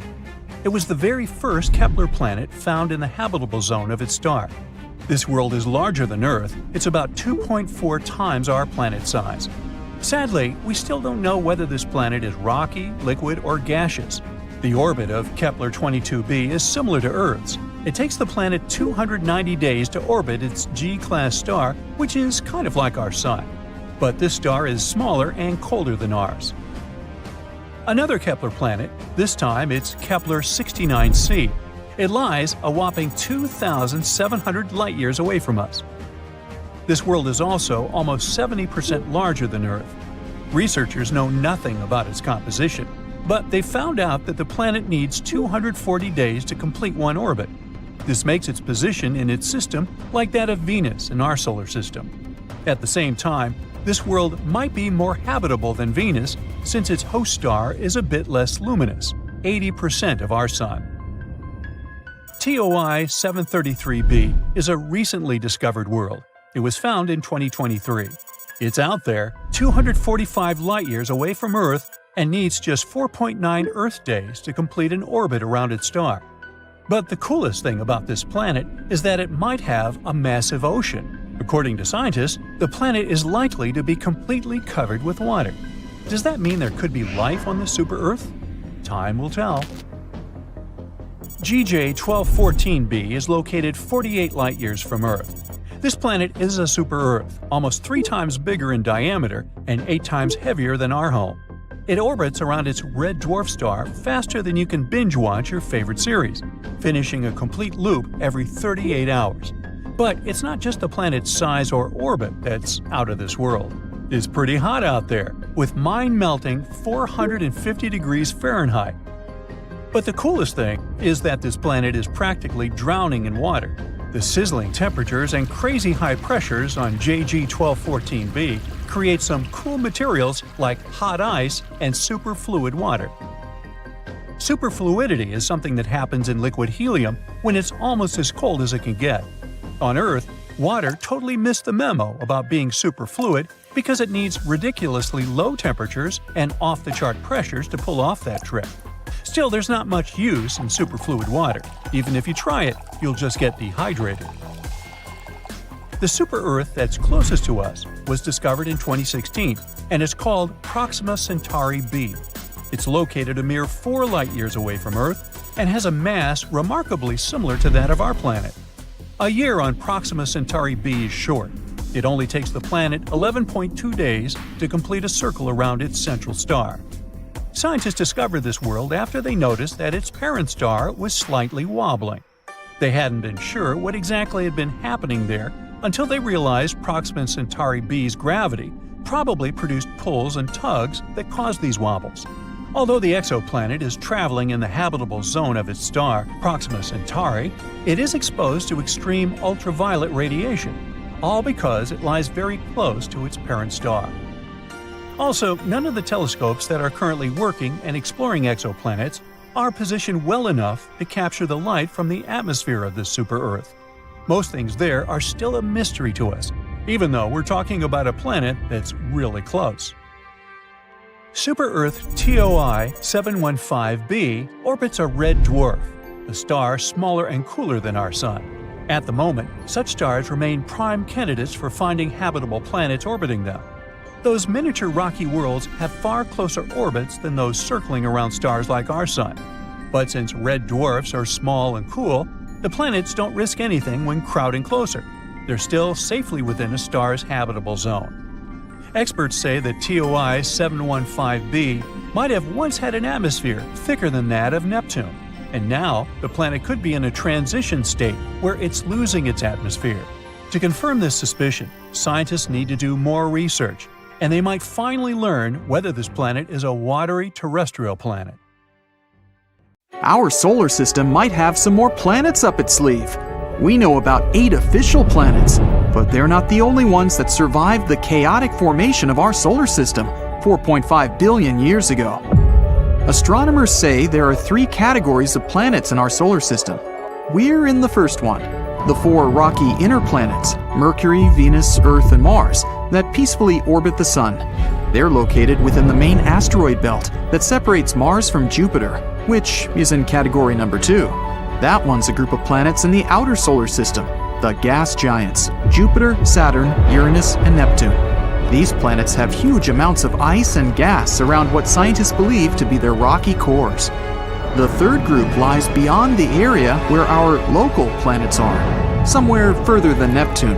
It's the realm where you'll find dwarf planets such as Pluto, Eris, and Sedna, and many smaller space bodies like comets. But new findings say there could be something else lurking in the dark, besides dwarf planets and tiny space bodies. Maybe even a new planet. Models scientists made say that our solar system used to have 1 or more rocky planets, the size of Mars or Earth. Over time, these rocky wanderers interacted with the wide gravity fields of our gas giants. This kicked them into a far-out orbit, away from the neighborhood. The question is, if one of those Mars-sized planets survived and could really be somewhere out there. Scientists have made simulations to see what potentially happened. These showed that in half of such cases where planets interact with the gravity of gas giants, they get ejected into interstellar space. In the remaining half, there's this one rogue planet left in an orbit similar to the ones the Kuiper Belt objects are following. There's only one thing left to do now: find it. Astronomers found the loneliest planet in the universe. They were trying to find distant brown dwarf stars, or failed stars, ones that never become massive enough to start shining. Stars are born with big masses, which means they also have strong self-gravity. The star squeezes in on itself. That causes high internal temperatures and enables the star to shine. But instead, they found a lonely wanderer, CFBD SIR 2149. The planet is between 50 and 120 million years old and has a surface temperature of 750 degrees Fahrenheit. Compared to stars, that's cold. At first, scientists thought it could be a brown dwarf star, but in that case, it would be way older. This starless planet floats around through space, passing only 130 light-years away from our planet. Our galaxy, the Milky Way, is 100,000 light-years wide, so that's relatively close. The Lonely Traveler is actually a gas giant, 4 to 7 times bigger than Jupiter. Maybe it was kicked out from its own solar system because of gravitational forces, or getting into another planet's orbit, or it was formed away from its parent star. Far beyond Pluto, on the edge of our solar system, there's a space body about as big as Pluto, but a little bit colder and way denser. It's probably a big rocky body covered in a thin icy mantle. It's the dwarf planet Eris. Both Pluto and Eris occupy the Kuiper Belt, which is the distant ring of frigid space bodies that lies beyond Neptune. A day there lasts 25.9 hours, pretty similar to Earth. But Eris circles our sun in the distance 3 times farther than Pluto, which means its year is pretty long, 557 Earth years. Eris has a bright, icy surface. It's one of the most reflective bodies in our solar system. It bounces back more than 95% of the light that strikes it. Somewhere out there, even farther, there's a super Saturn, J1407b, much larger than Jupiter or Saturn. It's an exoplanet, which means a planet that orbits a star other than our sun. Super Saturn is 434 light-years away from Earth in the constellation of Centaurus. It's the only exoplanet we know about with rings similar to Saturn. It actually has a huge ring system, 200 times bigger than Saturn's rings. There are more than 30 rings, each of them tens of millions of miles in diameter. There are gaps in the rings, which means there could be some interesting satellites, exomoons, around. If this super Saturn could swap places with our regular Saturn, its rings would absolutely dominate our sky. You could look up and easily see them. The view would be amazing because they would appear much bigger than a full moon. Scientists have found thousands of planets outside of our solar system. Some are dense as iron, while others are airy and light. And then there's the water world, GJ1214b, a steamy world, bigger than Earth and smaller than Uranus, 40 light-years away from us, in the constellation of Ophiuchus. It's a watery planet surrounded by a thick atmosphere, 2.7 times Earth's diameter, and almost 7 times heavier than our home planet. It was most likely formed somewhere farther from its star, where there was plenty of water ice, but later migrated to where it is today. Its surface temperature is 440 degrees Fahrenheit, which is too hot to host life like on Earth. It also has much less rock and much more water than our planet. Imagine a planet with no land, but only endless oceans covering all of its surface. High pressures and temperatures would form things like superfluid water or hot ice, some pretty exotic materials that we can't see on our planet. Gliese 436b. It's a Neptune-sized exoplanet 30 light-years away from our planet in the constellation of Leo. It makes one full orbit around its star in a little more than 2 days. This planet defies the laws of physics. It orbits its star, Gliese 436, which is smaller, cooler, and less luminous than our Sun, at a distance 15 times closer than Mercury is to the Sun. When we typically think of ice, we picture a frozen cube. But this planet has an icy surface, even though the temperature there is 980 degrees Fahrenheit. This temperature is way above the melting point, but the ice remains solid and burning hot. This happens because of very strong gravity. It compresses the water vapor in the atmosphere into solid ice. The pressure here doesn't allow the ice to melt, no matter how hot the surface is. Now imagine being on a mysterious planet and it suddenly starts raining sapphires and rubies. One distant exoplanet, HAT P7b, a gas giant 1,000 light-years away from Earth in the constellation of Cygnus and 16 times bigger, has specific weather and pretty violent storms. Rubies and sapphires are scattered across the planet when it's raining. On the planet's night side, there's a high amount of corundum in the atmosphere. And corundum is what mineral gems such as sapphires and rubies are made of. Clouds of corundum give such an amazing view. The planet is plagued by severe winds that often turn into powerful storms that push huge masses of those clouds across the planet. Although the planet is uninhabitable, it would certainly be cool to come there and pick up some gems. Still, the weather is pretty wild. Plus, the temperatures are over 4,600 degrees Fahrenheit. By comparison, Venus is the hottest planet in our solar system, and its temperature is only 900 degrees Fahrenheit. Looking over the expanse of space, you can see a beautiful little blue dot in the endless darkness. It's an exoplanet, HD 189733b, that lies 63 light-years from us in the constellation of Vulpecula. But it's way hotter and larger than our planet, around the size of Jupiter, and it completes its orbit around its host star in only 2.2 Earth days. That orbit is so close that the planet is most likely tidally locked. That means it's always showing only one face to its star, like our moon always shows one side to Earth. The weather here is crazy. The winds blow at up to 5,400 miles per hour, which is 7 times the speed of sound. The fastest wind on Earth only hit the mark of 230 miles per hour. And it gets better. The rain here is not made of water, but of molten glass. Clouds are made of silicate atoms and particles. They are the key element that gives the planet its cobalt blue color, not the reflection of oceans, which is the case with Earth. Earth used to be purple. Today, even when you look at our planet from space, you see a lot of green. The green we see in nature is there because of photosynthesis, the process where plants transform energy coming from the sun into energy they need to live and to produce oxygen for us. The main part of the process that gives plants the green color is the chlorophyll pigment. A long time ago, instead of chlorophyll, there was a molecule called retinol. Its pigments absorb yellow and green light and turn it into red and blue. So the Earth was more purple. And then there's a pink planet, GJ 504b, far away from us, in the Virgo constellation, 4 times more massive than Jupiter. It's a newly formed exoplanet, around 160 million years old.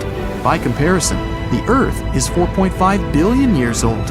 If we could go there, we would see an incredible world that glows from the heat of its